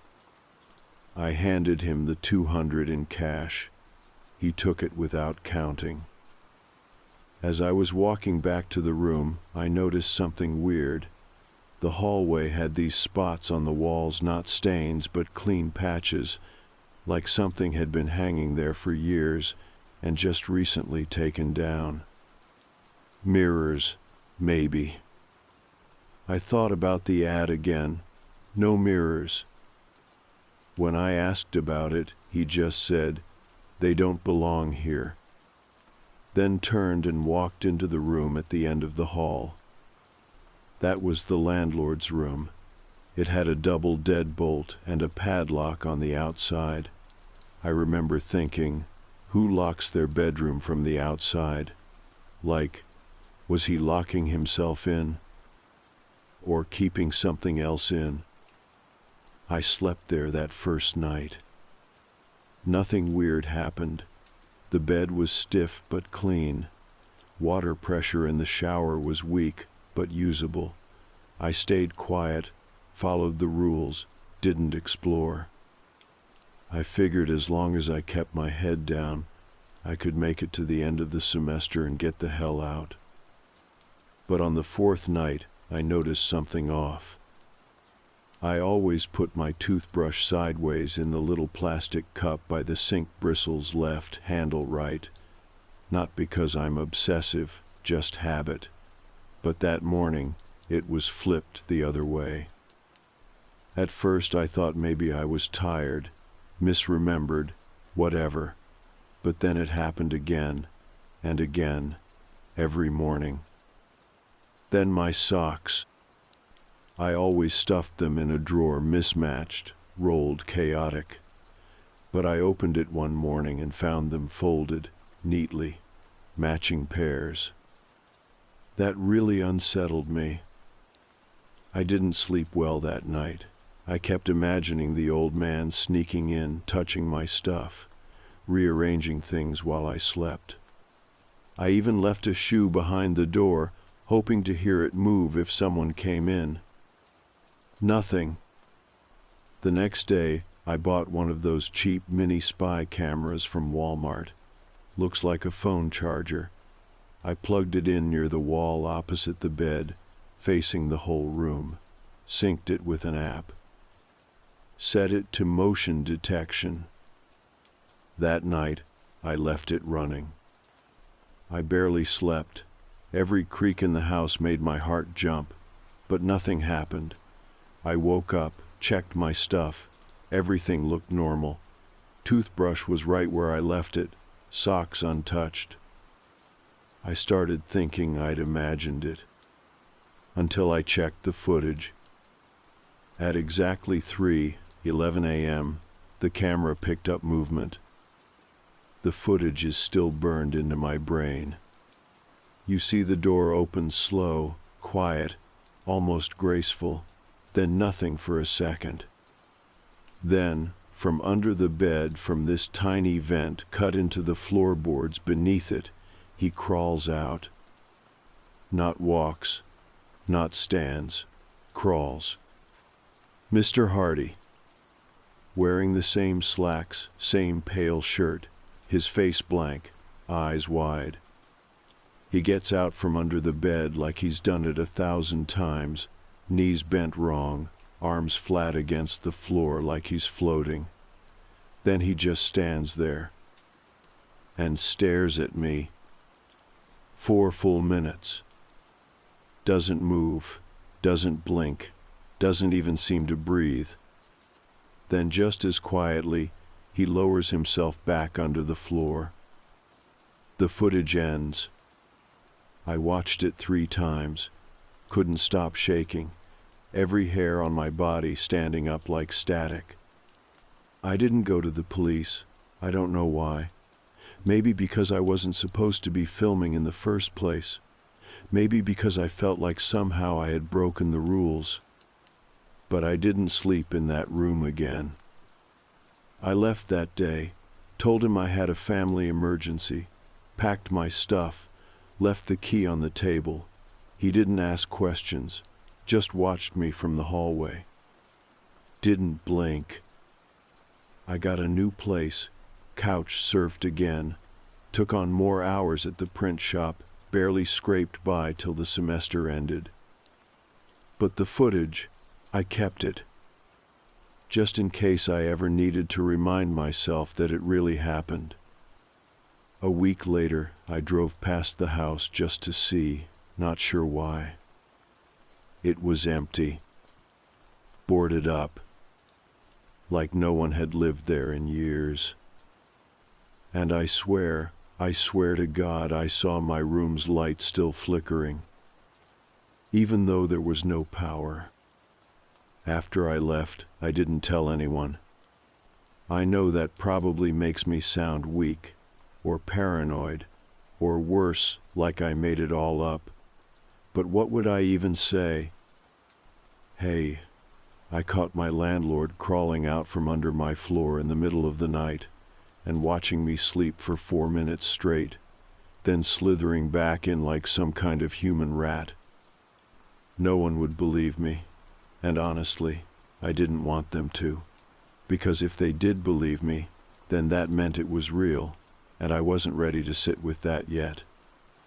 So I buried it, told people I left because the house was gross, or the guy gave me a weird vibe, or that I needed to be closer to campus.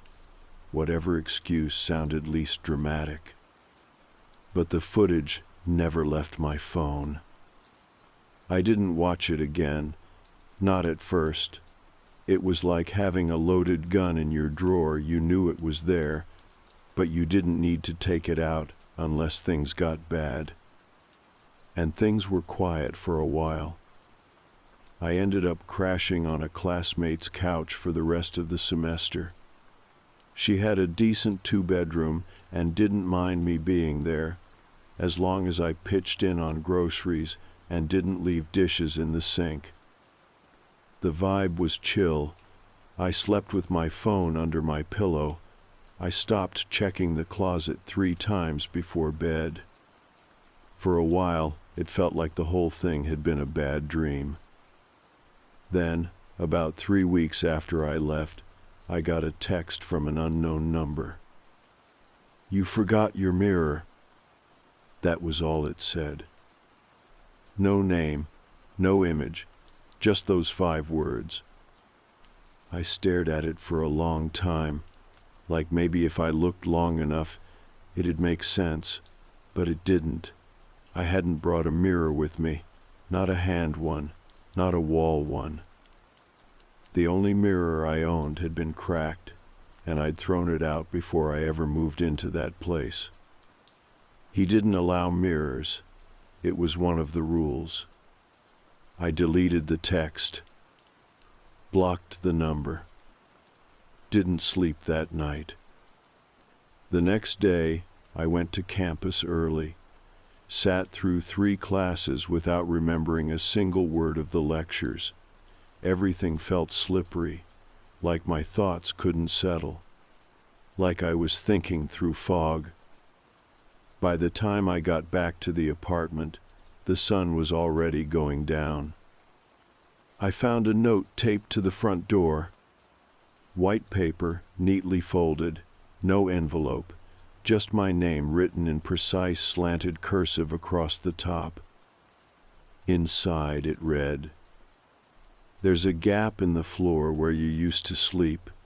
You left something in it. Come back." That was it. I looked around the hallway. No one. Just the hum of porch lights, the soft thump of someone's TV through the wall, and the distant sound of a car alarm chirping 3 streets over. I took the note inside, showed it to my roommate. She frowned, read it twice, then said, "Is this some kind of stalker thing?" I told her it was probably a prank, that I'd had a weird landlord once, and maybe he was mad I left without notice. She didn't push it, but I could tell it unsettled her. That night she locked her bedroom door. So did I. I watched the footage again. The part where he crawls out. The way he doesn't look human, when he moves not in a monster kind of way, but in that too quiet, too smooth way, like his body had been built for tight spaces, like he was used to navigating the world below floorboards, between walls, underneath things. He didn't blink. Not once. I kept pausing on that moment frame by frame, trying to see if maybe there was something else I'd missed. A twitch, a breath, a reason. But there wasn't. Just the stare. And then the retreat. After that night, I started looking up property records. I figured if I could find out who the guy really was, if the house was even his, maybe it would make everything feel less surreal. Like maybe he'd turn out to be a squatter, or someone off his meds, or just a guy who'd been there so long no one questioned it anymore. The house was owned by someone named Edward R. Hardy, age 72. Same last name he gave me. But here's the thing. According to the records, he died 6 years ago. Officially, there was an obituary, funeral notice, cremated, no next of kin listed, which meant whoever I met, whoever handed me that key wasn't supposed to exist, or someone else was using his name, or something else entirely was pretending to. I went back to the street. I don't know why. It was around midnight. I parked a block away and walked, hoodie up, hands in my pockets. No flashlight, just the glow from street lamps and my own heartbeat hammering in my ears. The house looked the same. Windows boarded up. Weeds thick around the porch steps. But the porch light was on. I stopped in the driveway, couldn't make myself go closer. I just stood there, staring at that faint yellow glow, wondering who or what was keeping the bulb from burning out. Then the door opened. Slow. Quiet. And something stepped out. Not all the way, just far enough that I could see the shape. Tall, thin, hands hanging too low at the sides, head tilted. Watching. I didn't wait. I turned and walked. Not ran, not yet, because I knew if I ran, it would feel real. If I ran, I wouldn't stop. So I walked until I turned the corner. Then I sprinted like hell to my car. I don't remember unlocking it, just the slam of the door and my hands shaking too hard to fit the key into the ignition. When I finally got it to turn, I didn't look back. I haven't gone near that street since. But the notes haven't stopped. Different handwriting now. One was shoved into my jacket pocket while I was at the gym. Another was taped to my rear window when I came out of class. One showed up folded inside my wallet. Each one shorter than the last. Underneath, "We remember." And the last one left on my pillow while I was in the shower. "You belong where you slept." I checked under my new bed. No floorboards. Just solid concrete. But every night, I dream about hands pressing up from underneath, not clawing, not grabbing, just waiting, like they're giving me time to come back. The notes stopped for almost a month after that last one, and for a while I let myself believe it was over. I moved again, not far, just a better flat in a newer part of town, higher up, second floor, no crawl spaces, no vents near the bed, new mattress. I even bought one of those doorstop alarms that screech if anyone tries to open the door. Installed a deadbolt myself, even though the landlord warned me not to make any modifications. I didn't care. For the first time in months, I felt like I could breathe again, like maybe the thing I ran from hadn't followed, that maybe whatever had crawled out from under that bed was more attached to the house than it was to me. I was wrong. It started again with the smell. I didn't recognize it at first. It wasn't sewage or mold or anything obvious, just this faint, dry, almost dusty scent, like something that had been locked in a box for too long, like old skin and carpet glue. I only noticed it late at night, usually around 2 or 3 a.m. I'd wake up, nose twitching, eyes open before I knew why. And there it was, that dry, airless smell hanging above me like a wet cloth. And then it was gone. No sign of intrusion, alarm untouched, door locked, windows sealed. But the air had changed. It always did. I thought I was being paranoid. Trauma, maybe. That's what people say now when something doesn't make sense, trauma. Like it's a password that unlocks every irrational fear and makes it acceptable. But then I started losing time again. Little things at first.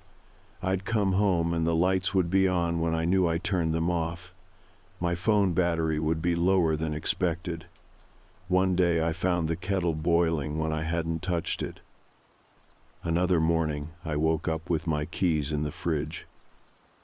Once or twice you can explain away stress, fatigue, distraction, but not all of it. And definitely not the note I found taped to the underside of my pillow. Same paper, same handwriting. There's a place for you, just beneath. I didn't scream. I didn't cry. I just stared at it, skin crawling, mouth dry.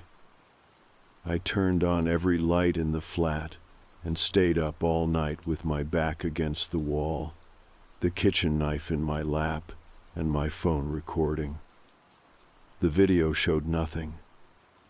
But I remember that night, the creaking in the hallway, the shadow under the door that didn't belong to any light source. The whisper I heard around 3, 11 too soft to catch the words, but close enough to feel like it was just inches away.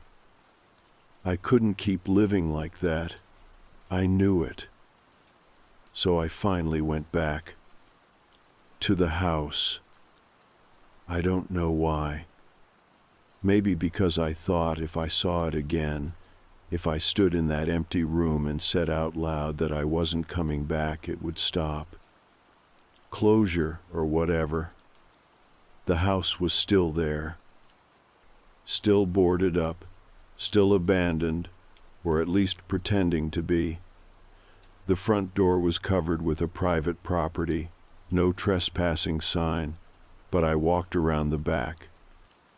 The garden was overgrown, grass up to my waist, porch sagging under the weight of disrepair. But the back door was open. Just a little. Enough to invite someone in.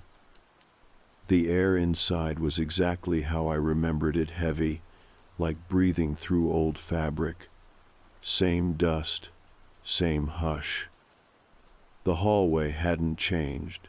brown carpet, yellowed walls, that faint outline where the mirrors used to hang still visible, like scars the house hadn't healed from.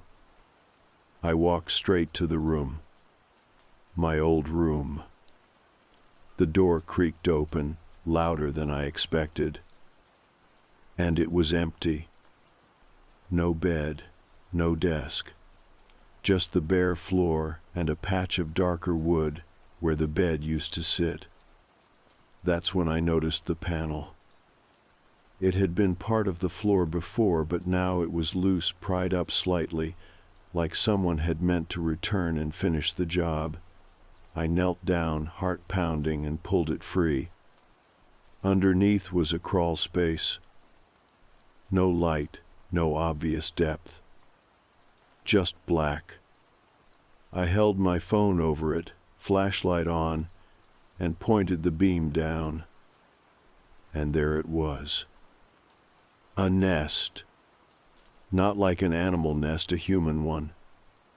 Blankets, old food wrappers, bits of cloth that looked like clothes cut into strips, a spoon, a comb, a faded magazine from 2009, and right in the center, a mirror. A round handheld mirror with a crack running straight through the glass. It was the only one in the house. I reached for it, but as soon as my fingers touched the handle, I heard movement. Not behind me. Below me. A slow shuffle, bare skin on wood, something breathing in air that had no oxygen left in it. I dropped the mirror, slammed the panel shut, backed away so fast I nearly tripped over myself. And then I ran. Out the back, through the overgrown yard, back to my car with shaking hands and lungs too tight to scream. I didn't stop driving until I was home. And when I got there, my front door was unlocked. I always lock it, every time, even if I'm just taking out the trash. I stepped inside, holding my breath. The lights were off, the windows closed. But in the center of the living room floor was a folded blue blanket. Not mine. And resting on top of it, a mirror. The same cracked one. With a note taped to the back. You saw it. That means it's yours. I didn't sleep that night. I barely moved. Just sat on the floor across the room from it, watching it like it might jump up and speak. I don't know what it wants, or if it even wants anything. But I know it's not finished. And I know I should have never gone back. Because I don't think it followed me. I think it was always here, waiting. The next morning, I did something I hadn't done in a long time. I called my dad. We hadn't talked much in the past few years, nothing dramatic, just life doing what it does. But after that night, with the mirror sitting in the middle of my living room like a dropped warning, I needed to hear a familiar voice, someone who remembered me before any of this started. Someone who could remind me I was still me. He picked up on the second ring. "Hey, stranger." "Hey," I said, trying to sound normal. "You busy?" "Always, but not too busy for you. Everything all right?" It took me a second to answer. "I don't know." I didn't tell him everything, just said I'd had a weird experience with a rental, and now I was feeling off that something was following me, watching me. I expected him to laugh, or at least brush it off. But he didn't. "You trust your gut?" "Yeah," I said. "Then listen to it. Leave if you have to." He told me about this story from when he was in college, A guy in his dorm who used to take apart the light fixtures because he swore there were cameras in them. Everyone thought he was losing it. Turned out the building did have surveillance left over from a different tenant before the university bought the property. It wasn't a perfect comparison, but I got the point. Just because something sounds crazy doesn't mean it's not happening. We talked for a while longer. He made me promise I'd go stay somewhere else if things got worse. I promised. And then I didn't. Because when I turned around after hanging up, the mirror was gone. Just gone. No sound, no door opening, no footprints. The blanket was still there, slightly rumpled, like something had sat on it. But the mirror was gone. That was worse than it being there. Because now it meant there were rules to this thing, boundaries, intent. It could leave and return. It could move through spaces I couldn't. It could choose. That night, I checked into a motel, cheap place near the edge of town between a Waffle House and a vape shop. I paid cash. Didn't give my real name. Kept the curtains closed and didn't turn on the TV. I sat in the middle of the bed and stared at the door. Nothing happened. No notes. No scratches. No sounds. And for a second, I thought maybe it was over. Maybe the thing, whatever it was, didn't want to leave the apartment. Maybe I'd broken the pattern. But when I woke up the next morning, there was a knock on the door. Not loud. Just one soft, slow tap. I froze. Waited. Nothing else. I crept to the door and looked through the peephole. No one. But when I opened it, there was an envelope on the ground. Inside was a photograph. It was me, sleeping, in the motel bed. From the angle of the photo, it had been taken from the ceiling, not the corner, directly above. There was writing on the back. Not here. Home. I packed up in less than 5 minutes, left the envelope in the trash, got in my car and drove not back to the apartment, not to my dad's, just away. I didn't have a plan. I ended up pulling into a rest stop an hour south and sitting in the car until my legs went numb. That night, I slept in the car and dreamed for the first time in weeks. In the dream, I was standing in my old room, the one in the Craigslist house, except it was wrong. The walls were all mirrors. Every surface reflected me, but none of them were me now. They were old versions, one from high school, one from childhood, one I didn't even recognize. And in each reflection behind me was a figure. Thin, crawling, smiling. When I woke up, my back hurt and my phone was dead. The sun was barely up. I drove home. Not because I wanted to, because I was done being chased. If it wanted me back so badly, if it kept reaching into wherever I went, then fine. I'd meet it, face to face, in the place it started. I walked into my apartment just after 8 in the morning. The lights were off. The door was locked. Everything was exactly where I left it. Except for the mirror. It was back. But now it was mounted on the wall. Hung perfectly, centered, as if it had always been there. I stared at it for a long time, and then I approached. At first it was normal. My reflection looked like me, Same hoodie, same tired eyes, same hollow in my cheek where I bite it when I'm stressed. But the longer I looked, the more I realized something was off. The reflection wasn't mirroring me anymore. When I tilted my head, it didn't follow.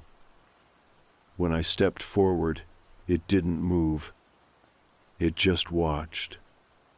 Then slowly it lifted a hand and tapped the glass 3 times. I ran.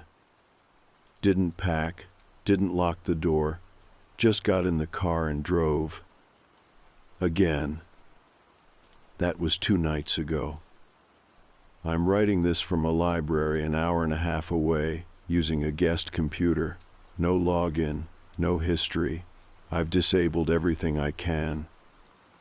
Because this morning, I found a note under the windshield wiper of my car. Reflection successful. Transfer complete. And it was signed. E.R. Hardy. I don't know what's left of me now.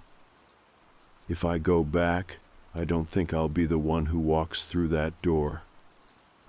And if you're reading this, and any of this sounds familiar, if someone offered you a cheap room with strange rules and no mirrors allowed leave, right now, don't ask questions.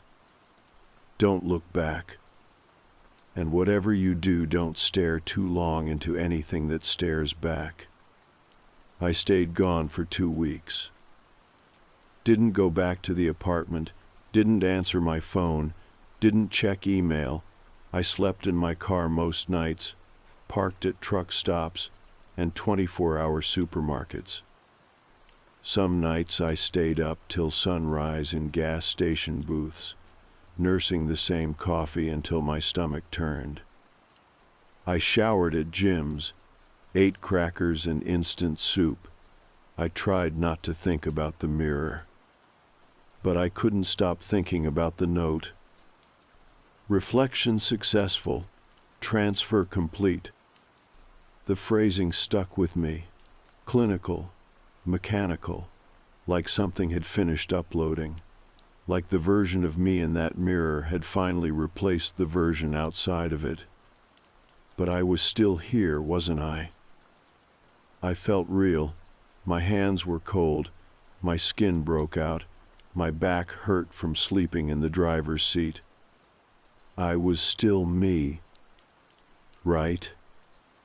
By the second week, I started to lose the thread. I'd walk past storefront windows and catch my reflection just a beat too late, like it lagged, like it was checking what I did before copying it. It started to twitch sometimes. Just little things, a blink that didn't match mine, a frown when I was trying to smile. Once, I lifted my hand to run it through my hair and saw the reflection already doing it, like it knew what I was about to do before I did. I stopped looking into windows after that, or anything reflective. I turned off the rearview mirror in my car, used only paper cups at coffee shops, avoided shiny cutlery, water surfaces, shop doors. You don't realize how much glass is around until you're trying not to look at yourself in it. I probably seemed unwell. Dirty hoodie, red eyes, flinching at chrome napkin dispensers. People started giving me a wide berth. Eventually I cracked. I couldn't keep wandering. I called the only person who'd believe me, even if she didn't want to. My cousin Alex. Alex is one of those people who never reacts the way you expect. She once calmly pulled a possum out of her bathtub with salad tongs and didn't even post about it. She's hard to rattle, which is why I called her. She picked up on the first ring. "Tell me everything." And I did. I told her about the Craigslist room, the landlord, the crawl space, the mirror, the notes, the dreams, the thing under the bed. The moment the reflection stopped following my movements and started leading them, she didn't laugh. She didn't even pause. She said, "Come over." So I did. Alex lived about 45 minutes away in a small duplex she inherited from our grandmother. Quiet neighborhood, nice yard. She made me tea and let me shower while she laid out fresh clothes. No mirrors in the bathroom, she remembered. I cried harder than I expected, just from the feeling of being in a place where no one was watching. We stayed up most of the night going over everything. She made me retrace every step, every change. Then she asked a question I hadn't thought of yet. "When exactly did you notice it started?" I blinked. "You mean the room?" "No, before that. The first weird moment." And I realized it wasn't the room. It was the ad. The Craigslist post. I pulled it up again. I'd taken a screenshot the night I moved in. It was still buried in my camera roll. Room for rent, $200 a month. No guests, no mirrors, no questions. But this time, something new jumped out at me. There was a file name in the corner of the photo. Mirror Transfer 8 Final.jpg. I stared at it until the letters blurred. Transfer. Not room. Not bed. Transfer. As in a process, a system. Eighth one, apparently. Final. Alex leaned in over my shoulder. Who the hell names a room photo mirror transfer unless they're documenting something? We looked it up, every reverse image search engine we could find, but nothing came up. No matches, no copies, no similar postings. It was like the image had only ever existed for me. That's when Alex got weirdly quiet. She said, "You've seen this landlord's face, yeah?" "Of course," I said. He opened the door. "What did he look like?" I paused, because I couldn't remember. Not clearly. I knew the general shape, old, thin, pale, but his face, I couldn't picture it, not even a blur, just a black space where a memory should have been. "You think he was wearing something?" I asked. "A mask?" "No," she said. "I think you never saw him at all. I think whatever let you in just wore a face you accepted and waited until you crossed the threshold." I stared at her. "That's why it was so cheap," she said. "Because you weren't paying rent. You were agreeing to something." But I didn't agree to anything. "You went in, right? Slept in the bed?" I nodded slowly. "Then you agreed."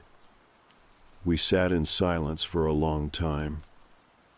Around 3 a.m, Alex said she needed to check something. She went into her office and came back with an old photo album, one of those thick plastic page things from the 90s. She flipped through it until she found a picture from when we were kids at a family reunion in Fort Lauderdale.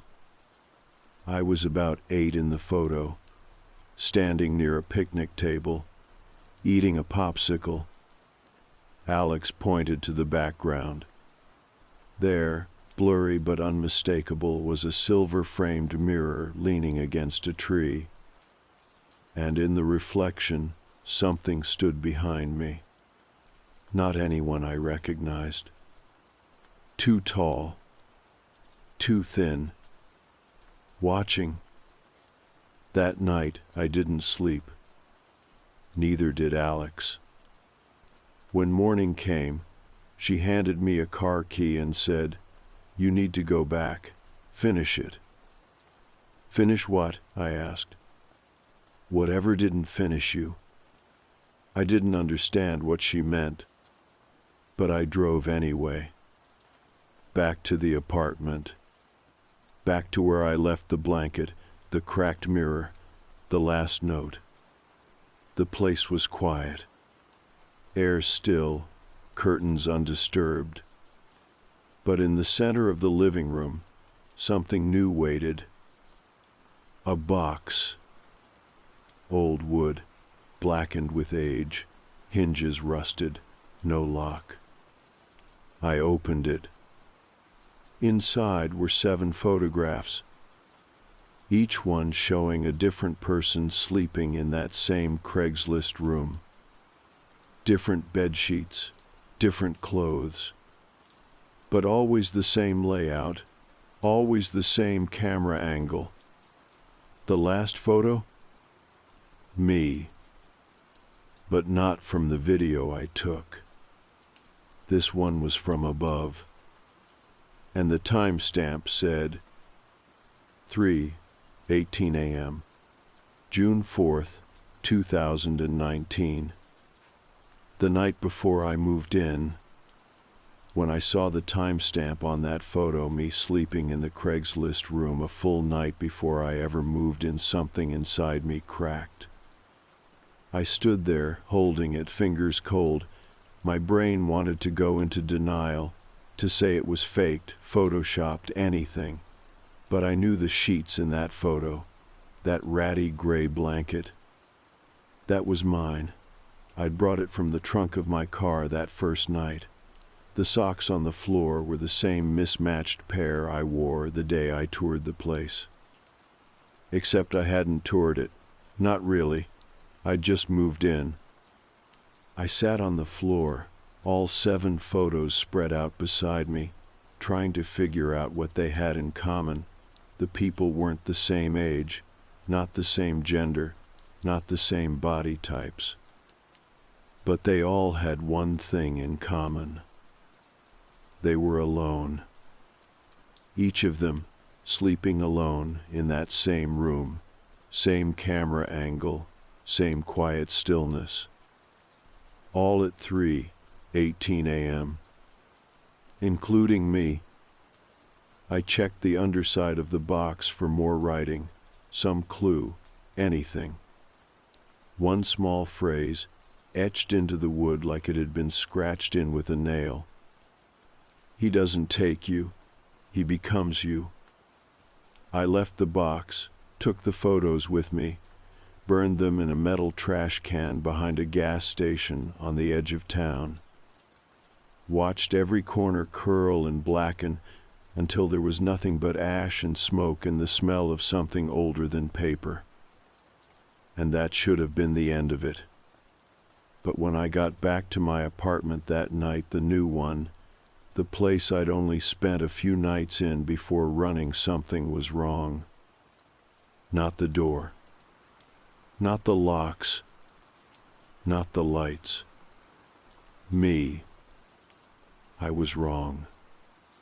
It took me a while to figure it out. I looked fine in the mirror when I finally worked up the nerve to check, but something was off. Not in the reflection, in the timing. I was remembering things before they happened. Only by a few seconds at first. I'd reach for my phone and realize it was already in my hand. I'd open my mouth to speak and hear the words before I said them. Like I was watching myself go through the motions, like my body was predicting me instead of responding to me. And then came the dreams. Always the same. I'm back in the room, the original room. But now I'm on the floor, not the bed. The mirror is above me, hovering in the air, spinning slowly. And from underneath the crawl space, hands are reaching. Not grabbing, not violent. Just offering. One holds a cracked mirror. One holds a toothbrush. One holds a key. All the things I'd touched. All the things I'd agreed to without knowing. One night, I woke up with the taste of lemon cleaner in my mouth. I hadn't used any. And then came the phone call. Private number. No voicemail.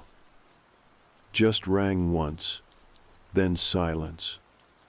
Then the next day, my voicemail app glitched. Said I had a new message even though the inbox was empty. I rebooted my phone. Message gone, but my wallpaper had changed. Not a big change, just a slightly altered photo of me and my cousin Alex. Same background, same pose. But I wasn't blinking. Neither of us were. I called her immediately. She picked up, but it didn't sound like her. Her voice was flat, slowed down, like a recording being dragged across old tape. "I'm fine," she said. "You're okay now." "You're not okay," I said. Long pause. Then, "He's in now. You're out." Click. I drove to her house that night, got there around 10 p.m. She opened the door, smiled, let me in. The house was the same, except every mirror was back. One in the hallway, one in the bathroom, one above the fireplace, and each of them had one thing in common. The reflection wasn't hers. It looked like her, moved like her, but it didn't track properly. One lagged behind, one was too early. One smiled when she didn't. I tried not to panic, tried to make small talk. "You brought them back," I said quietly, nodding toward the mirror in the hallway. She tilted her head. "I never took them down. We sat for tea. She made me peppermint, same way she always did, same mug I remembered, everything almost right.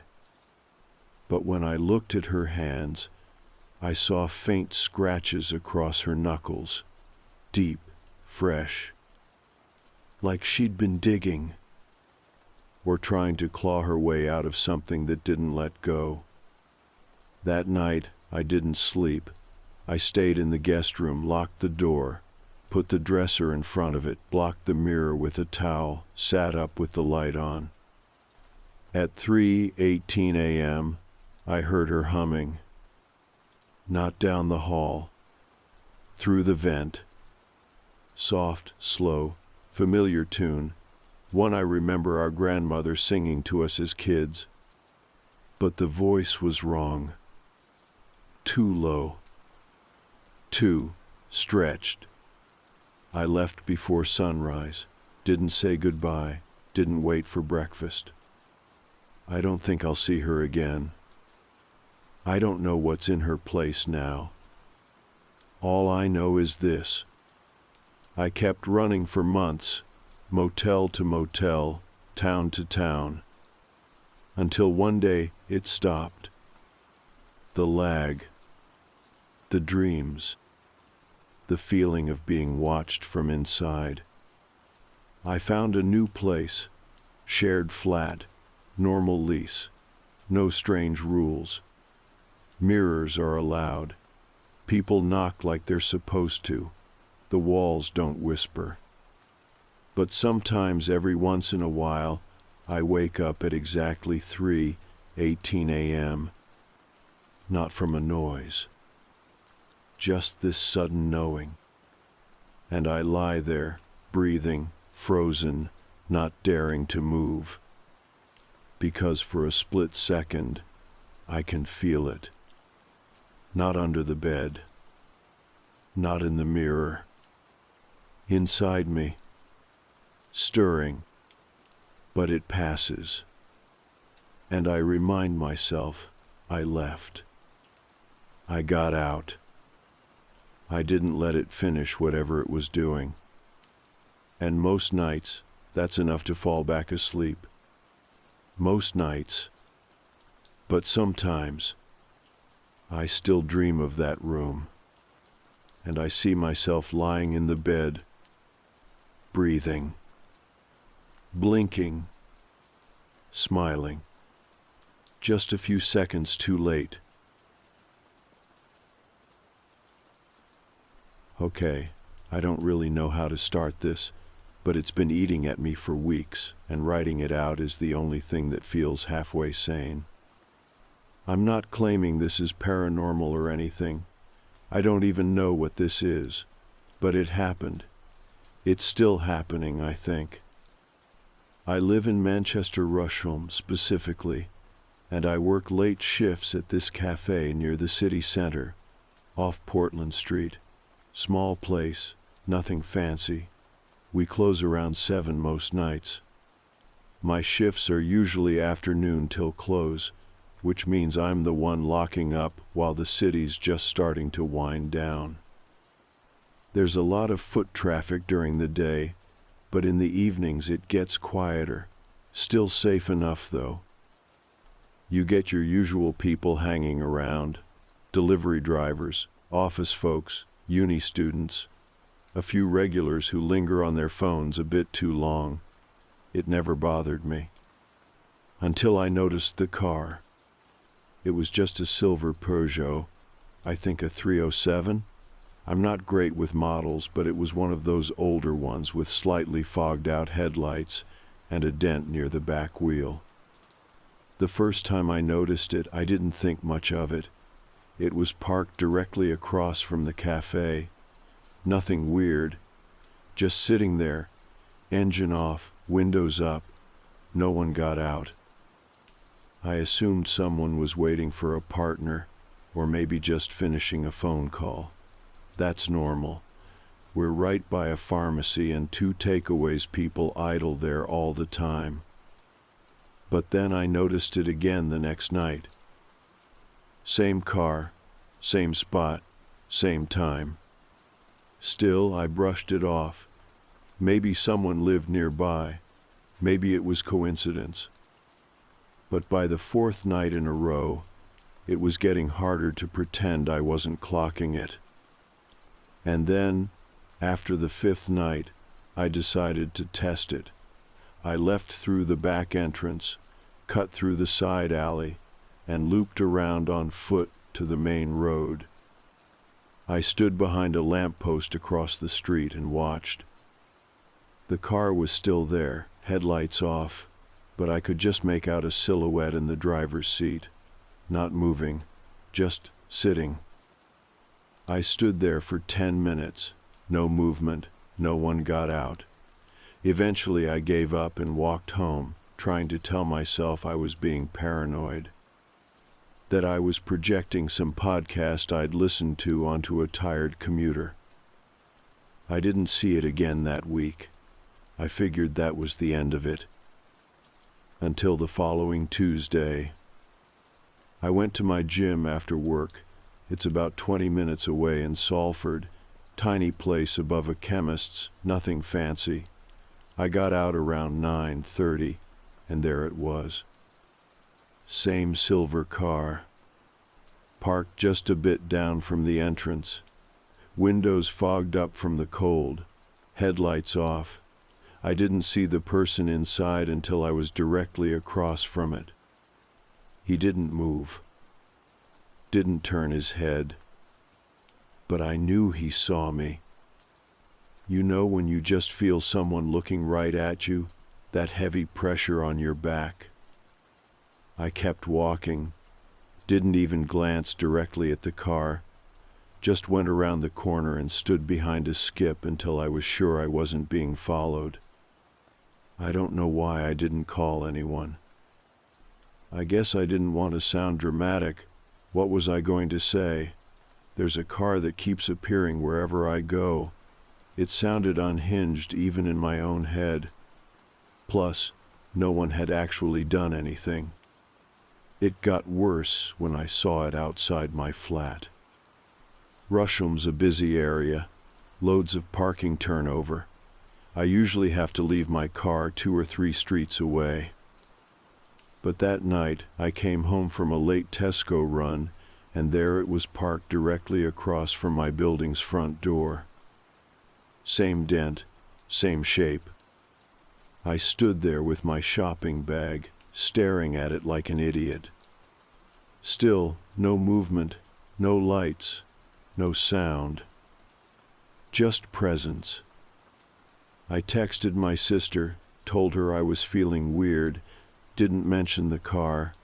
She offered to let me stay the night at hers, but I brushed it off, said I was just overtired.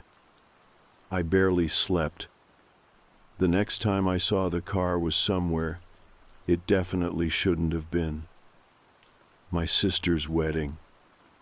It was a small venue out in Cheshire, countryside vibes, private access. No public parking nearby, all guests had to be on a list for the reception. It had been a long day. My nerves were already fried, and I'd just stepped outside to get some air when I saw it. Parked at the edge of the lot, slightly hidden behind a tall hedge, silver Peugeot, same weird dent, same off-kilter alignment of the back wheel.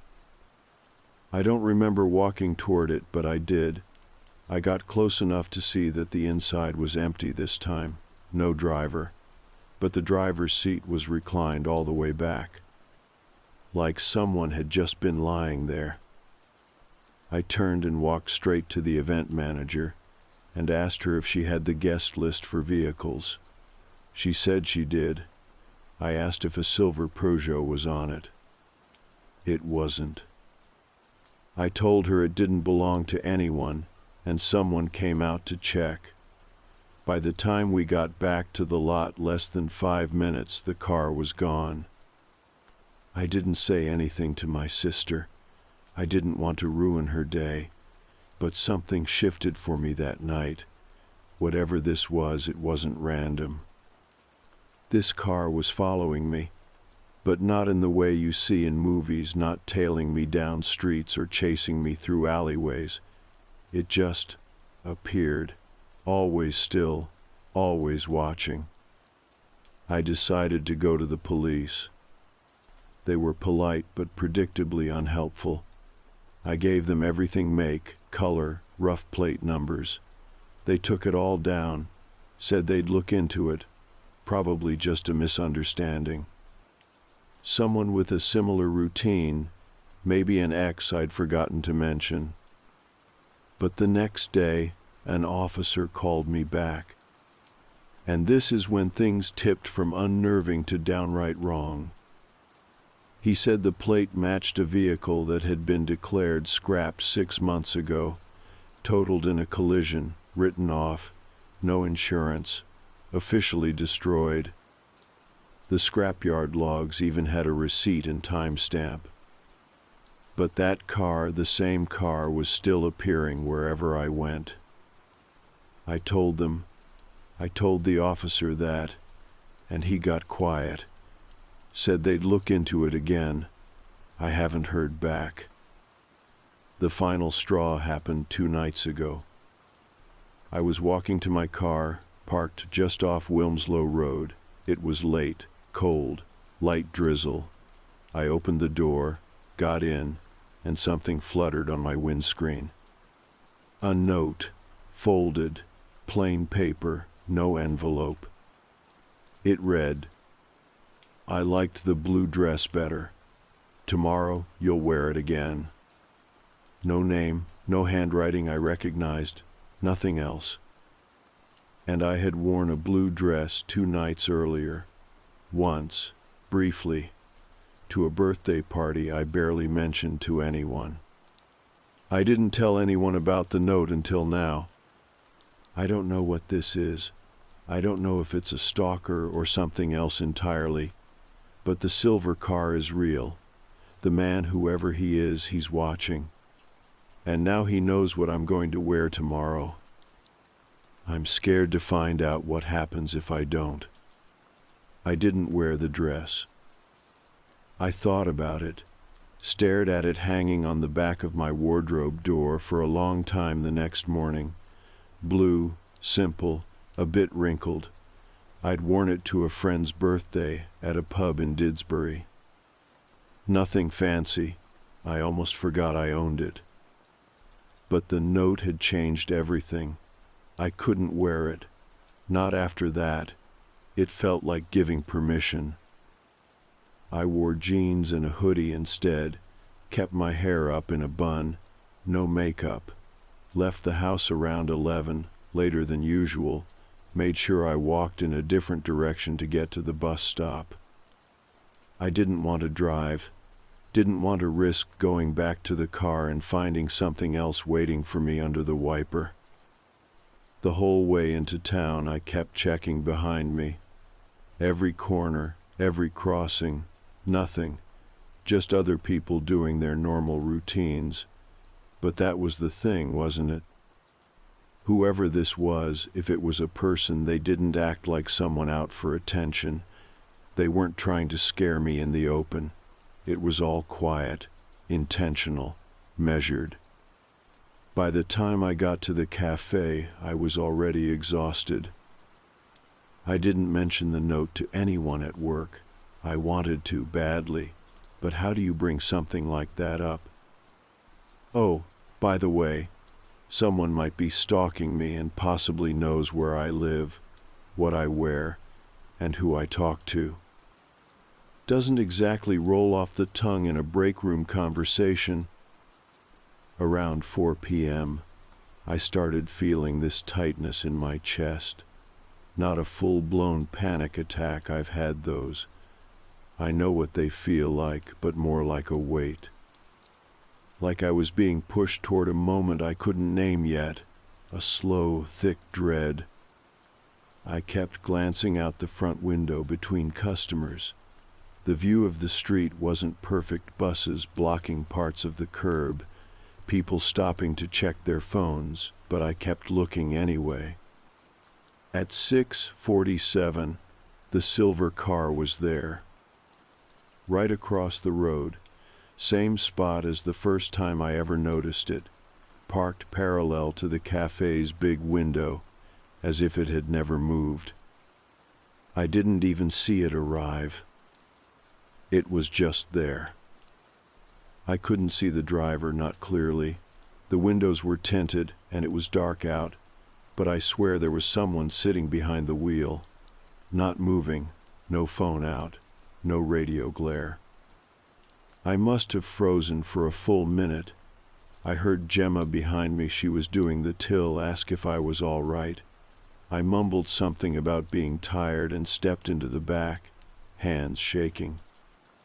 I tried to call the police again. They didn't answer, or rather, they did, but it was a switchboard. I was on hold for almost 10 minutes, and by the time someone picked up, I was already spiraling into this weird mental loop where I doubted everything.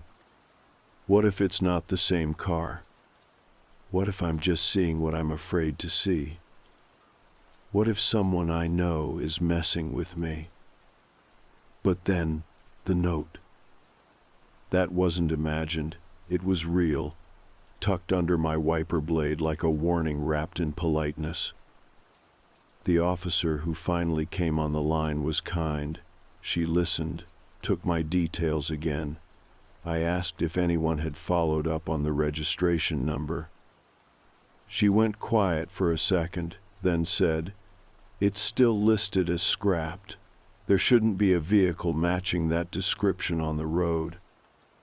I asked if it could be cloned plates, someone using the number from a destroyed car to avoid tracking. She didn't say yes, but she didn't say no either. She just told me to keep a record, write things down, take pictures if I felt safe doing so, and not to approach the vehicle, as if I wanted to get close to it.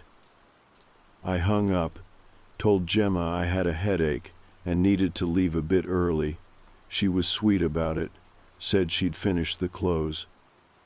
I left through the front, but took a wide route around the car, pretended to be on my phone, didn't look directly at the windows, just enough of a glance to confirm, yeah. There was definitely someone inside. pale face, maybe male, sitting too still. I walked 5 blocks out of my way before calling an Uber. I was halfway home when I realized what scared me most wasn't the fact the car was still following me. It was that I hadn't seen it following me. No movement, no sound. It was just always where I was about to be. That night, I didn't sleep. I stayed on the couch with the curtains half drawn and the kitchen light on. Every 30 minutes, I peeked out the window. At 3:12 a.m., I saw it again. Parked on the opposite side of the road, no headlights, no interior light, just a dull reflection of the street lamp in its windshield. I took a photo this time, through the glass, zoomed in. The image came out blurry, but you can make out the car, and if you squint, a pale outline behind the steering wheel. But the part that turned my stomach wasn't the photo. It was when I looked at the time stamp, 3:12 a.m. The exact time I woke up the night before from a dream I couldn't remember, only that someone had whispered my name in it. And that night, I hadn't looked out the window. What if it had been there then too? What if it always had been? I sent the photo to my sister, didn't say much, just, "Seen this car around your place?" She texted back 5 minutes later, "No, but I've seen it near Mum's." My blood ran cold. Mum lives in a retirement flat near the edge of Levenshulme. She doesn't drive anymore. Never had a reason to. I hadn't told her anything, hadn't mentioned the car, neither had my sister. But apparently, the silver Peugeot had been spotted there too. This isn't just about me anymore. Whoever's in that car, if it even is a person, they're expanding the circle. And I don't think they're watching me for fun. I think they're waiting for me to do something, or not do something. And I still haven't worn the blue dress. It started with the dress, right? The blue one. The note said I'd wear it again. I still hadn't. And maybe that was the problem. Because things started changing after that. I don't mean in the usual stalker horror movie kind of way. No broken windows, no dead pets, no heavy breathing phone calls, just little things. Small, precise shifts in my routine that I didn't make. It started on Thursday morning. I left my flat around 9, like I always do, to grab a coffee and get some air before work. I'm a creature of habit. I go to the same cafe on the corner, sit at the window seat, order a flat white, always pay cash. But that day, the barista smiled at me and said, "Back again? Twice in one morning?" I blinked. "Sorry. You just came in, like half an hour ago." I shook my head. "No, I didn't." He laughed awkwardly, like he thought I was joking.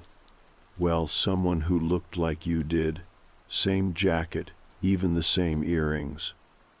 I laughed it off too, played along, but inside, my chest was tightening.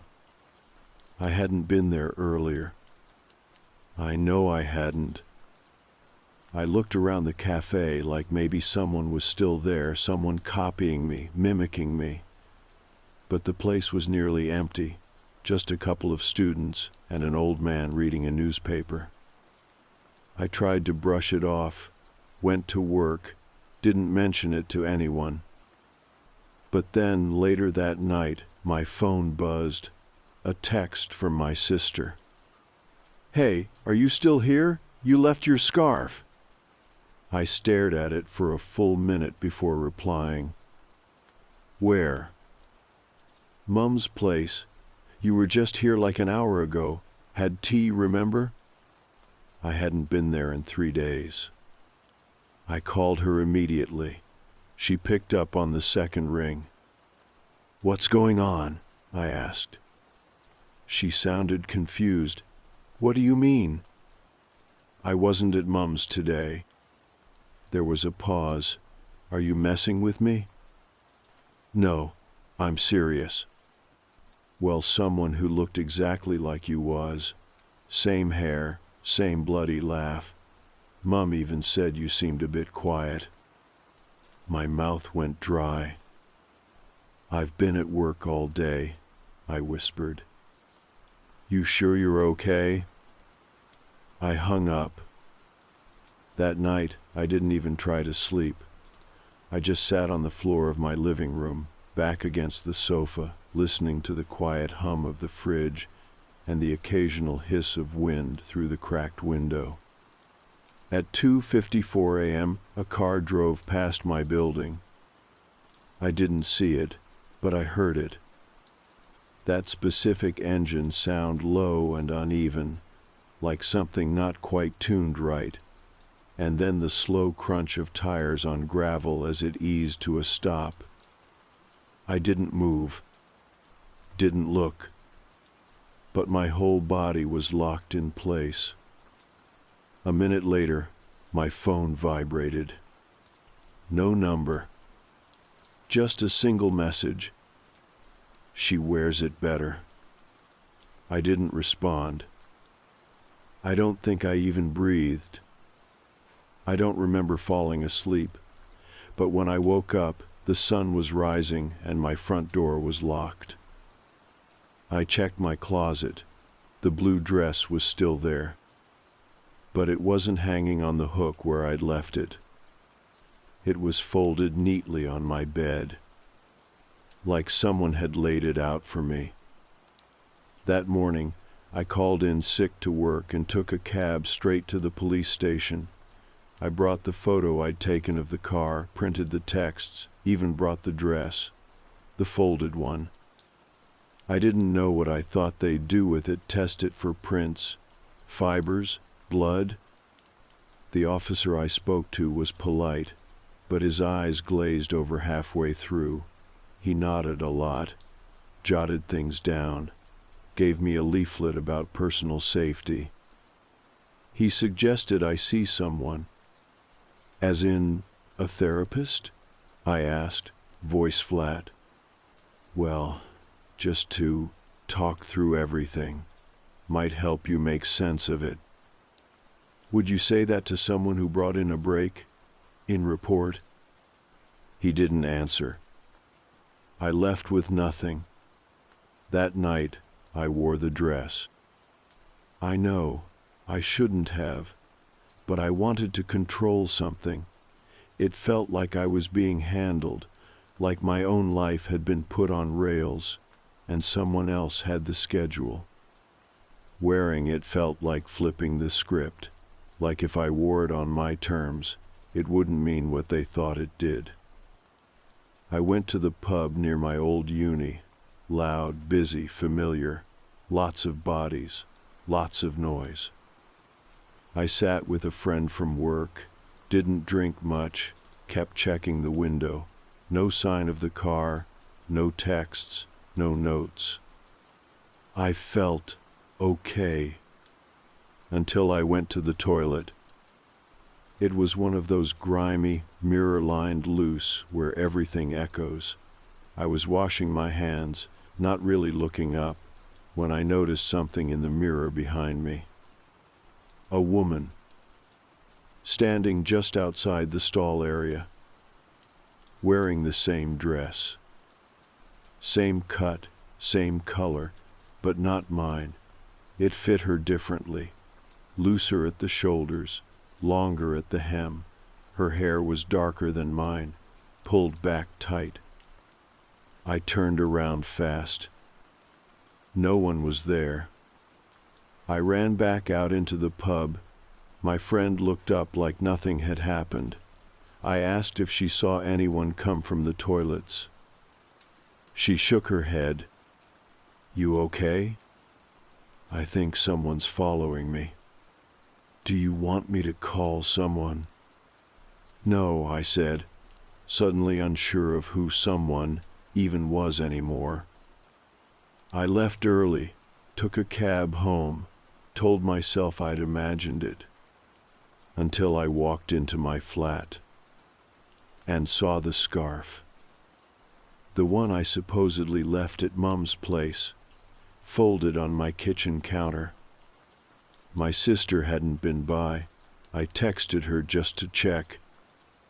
She hadn't touched it. That night, I took a video. Just one. Of my front door. I set up my phone on a stack of books, hit record, and let it run while I slept, or at least while I laid still and pretended to.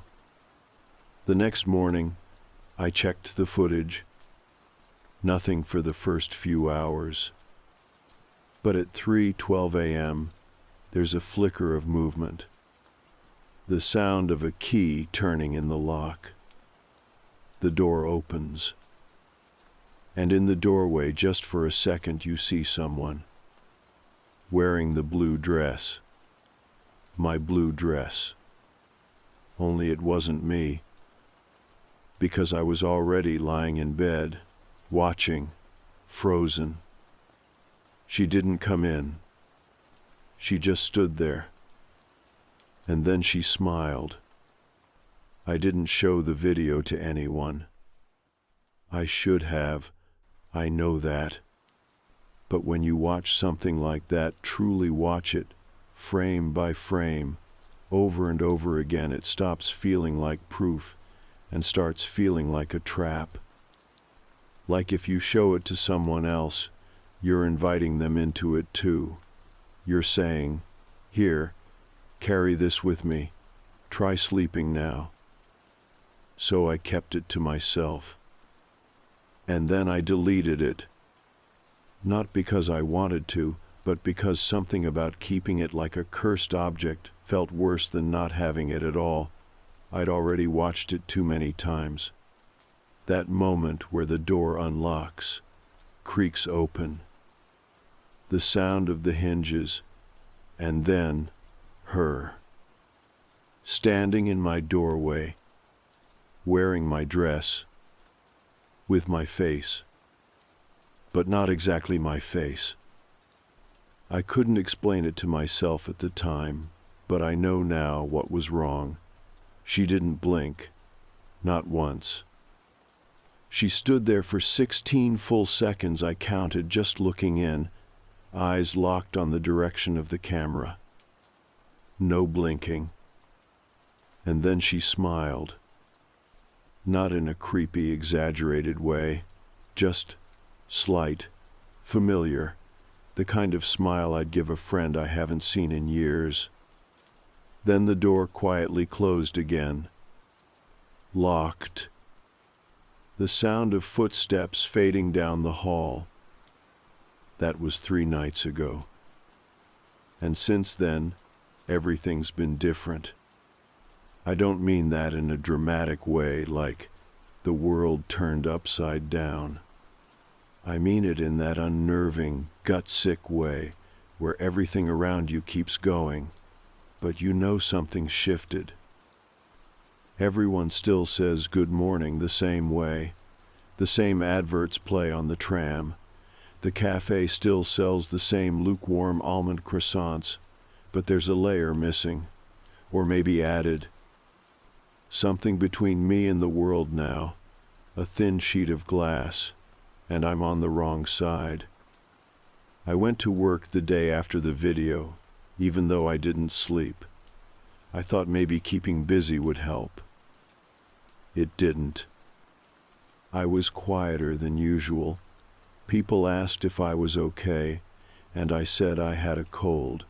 One guy joked that I looked like I'd seen a ghost. I laughed.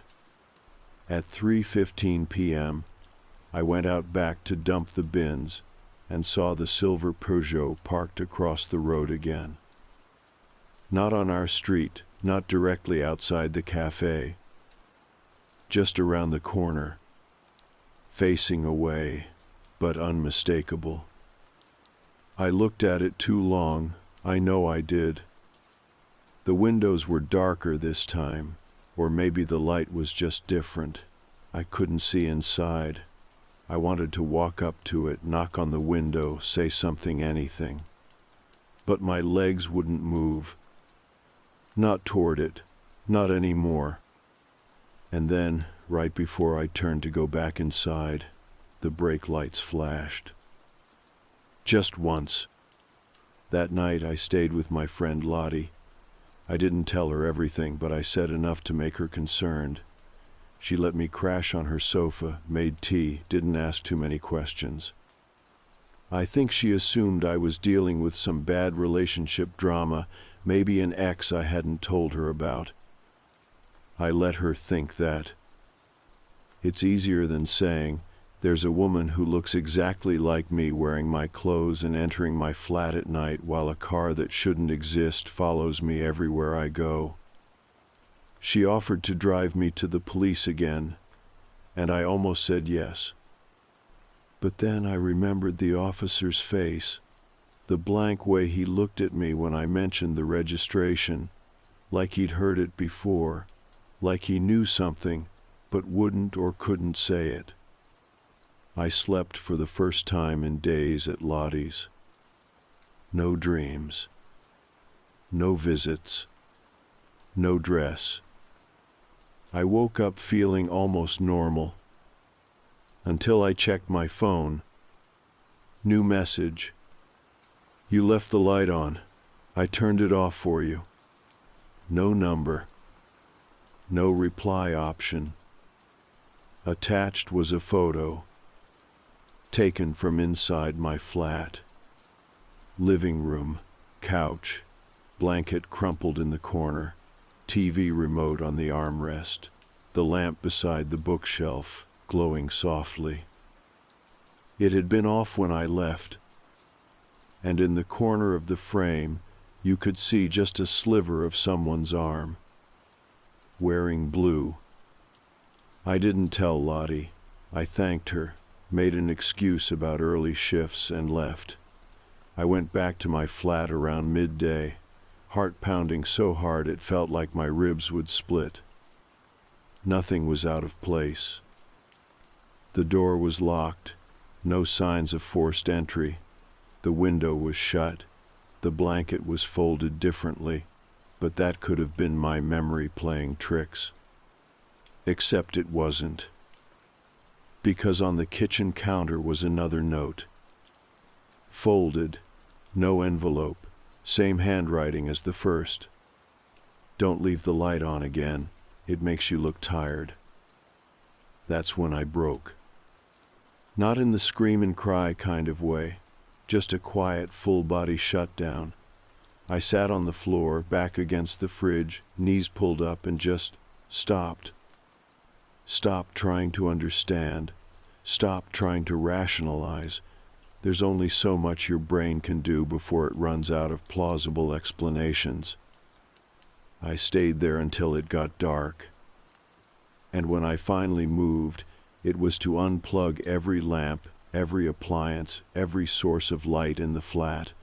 I covered the windows with spare towels and garbage bags, taped them shut, turned off my phone, turned off everything.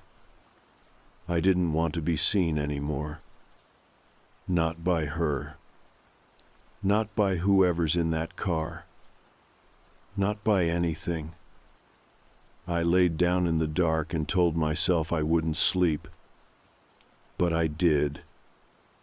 And I dreamed. She was standing over me, wearing the dress. Her face was inches from mine, and she wasn't smiling this time. She said in my own voice, "You can't keep hiding. You were never meant to stay separate." Then she reached down and touched my hand. And I woke up. In the dress. In the hallway. Front door wide open. I didn't move right away. I stood in the doorway, barefoot, half inside, half out, the cold air pulling at the hem of the blue dress. The same dress. I could feel it on my skin like it didn't belong there. Like it was wearing me instead of the other way around. I looked down and saw my keys in my hand, not held, clenched. My knuckles were white, my other hand was shaking. The hallway was empty, quiet, lights humming overhead. My upstairs neighbor's shoes were still tucked beside his door, and the carpet hadn't been disturbed. Nothing looked out of place, and that somehow made it worse. Everything around me was ordinary. It was me that wasn't. I stepped back inside, closed the door, locked it, twice. The flat was dark. I'd left it that way. No lamps, no light from the TV, nothing that could draw attention. But now it felt like something had been here while I was out of it. The air felt different. Tighter, like walking into a room where someone had just had a quiet argument. I walked to the bathroom and looked in the mirror. It was me. I think. But my eyes looked too alert, too steady for someone who'd just woken up in a hallway wearing a dress she hadn't put on.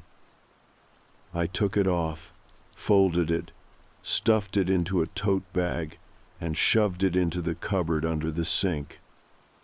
Then I took a hoodie from the back of the chair and pulled it on, sleeves too long, the familiar smell of detergent and fabric softener grounding me, barely. I sat on the couch and tried to piece together a timeline. I remembered unplugging the lamps. I remembered laying on the floor in the dark, and then, nothing, no dream, no sound. Just waking up where I shouldn't have been, in clothes I didn't remember putting on. I checked the windows, still covered. I checked the door locked from the inside. So how had I ended up outside it? And why the dress? Why always the dress? I turned my phone back on. One new message. No number, no sender. We're almost aligned. That was all it said. I deleted it. Then I took the SIM card out and broke it in half. I spent the rest of that day cleaning. It wasn't rational, but I needed to move, needed to do something tactile. I scrubbed the bathroom even though it was clean. Took everything out of the kitchen drawers and reorganized them. Washed bedding that wasn't dirty. I was trying to push her out. Whatever version of me was bleeding into this one, the girl in the doorway, the girl in the mirror. I didn't want her here. I didn't want to be her. But you can only scrub a floor so many times before you start to see the shape of your own shadow stretched out across it. And then all you have left is the quiet and the waiting. That night, I didn't sleep at all. Just sat in the chair by the door, listening. At exactly 3:12 a.m., the hallway light outside my flat flickered. Just once. Then silence. The next morning I made a decision. I packed a bag. Basics only: toothbrush, chargers, leggings, jumper. Left the dress in the cupboard under the sink, still in the tote. Didn't touch it. I texted my mom, told her I needed a break. She didn't ask questions, just said of course I could stay with her. But I didn't go straight there. I went to the scrapyard. The one the police had said the Peugeot had been registered to. I'd remembered the name from the report's small place on the outskirts near Oldham, industrial estate with a row of mechanics and a fish and chip shop that always smells slightly burnt. I got there around 11. There was a man at the front in a high-vis vest, sipping from a thermos. He looked up as I approached. "Need something?" "I'm looking for a car," I said, trying to sound casual. "Silver Peugeot. Scrap claim was filed 6 months ago. Might have been a 307. He raised an eyebrow. "You a cop?" "No," I said quickly. "Personal reasons." He gave me a long look, then shrugged. "You'll need the reg number." I gave it to him. I'd memorized it. He walked off toward the office, and I waited. 10 minutes passed. Then 20. He didn't come back. Finally, I walked over to the door and pushed it open. Empty. No one inside. No sign of him. Just a radio playing quietly in the background and a stack of folders on the desk. I scanned the top page. Nothing helpful. Names, dates, makes, models. Then I saw one labeled Incident, Staff Note. Curiosity overruled everything. I opened it. Inside was a single sheet of paper. No letterhead, no signature, just typed text. Vehicle scrap request processed manually. No visual confirmation of vehicle at time of disposal. Record generated via third-party intake. Then, handwritten beneath it. This one came from nowhere. No tow, no drop-off. Just a number. No sign it was ever on the lot. I put the file back exactly as I found it and left. I didn't stop moving until I got to my mum's. She was waiting with tea and biscuits like I'd just come back from holiday. I tried to act normal. We talked about her garden, about the neighbor's cat, about whether or not she should get a new kettle. I didn't tell her anything. Not about the messages. Not about the mirror. Not about the dress. Not about the car that was apparently never scrapped because it had never been there in the first place. I didn't sleep much that night either, but at least it felt safer. Until the morning, when I opened the curtains in the guest room and saw the silver Peugeot parked across the road. Same dent, same angle, facing directly at the house. And on the window, in the condensation, someone had written, "Soon." I stood there at the window for a long time. Longer than made sense, longer than was safe. The message on the window soon had already started to fade in the sunlight. A thin sheen of dew rolled down the glass, dragging the letters with it until they blurred into nothing. But I kept staring at that car. The silver Peugeot, same dull paint, same dent by the rear tire, like it had never moved, never aged, never changed. It was just there, as it always had been. I didn't tell Mum. She was downstairs making toast, humming like nothing was wrong. And honestly, I didn't want to drag her into this. Not when I didn't even know what this was. After a minute, I stepped back from the window, took a breath, and decided, no more running. No more hiding at friends' flats, no more staring at screens, waiting for the next message, or the next dream, or the next visit. I was going to end it. I put on my coat, grabbed my bag, and walked out the door before I could talk myself out of it. The car didn't move. Didn't so much as twitch. I walked straight toward it, crossed the road, no hesitation this time. I reached the driver's side window and looked in. Empty. Again. But it wasn't just empty, it was wrong. There was no dust on the dashboard, no scratches on the wheel, no wear on the seat. It looked unused, like it had been set dressed to look lived in, a prop more than a machine. And in the cup holder, folded neatly, was another note. I didn't want to touch it, but I did. Thank you for staying the course. The mirror has been calibrated. That was all it said. I stood there holding it, stomach dropping, heart weirdly calm. The note didn't feel threatening. It felt final, like a signed invoice after a long project. I walked around to the front of the car and looked for a plate. There wasn't one. Not even a bracket.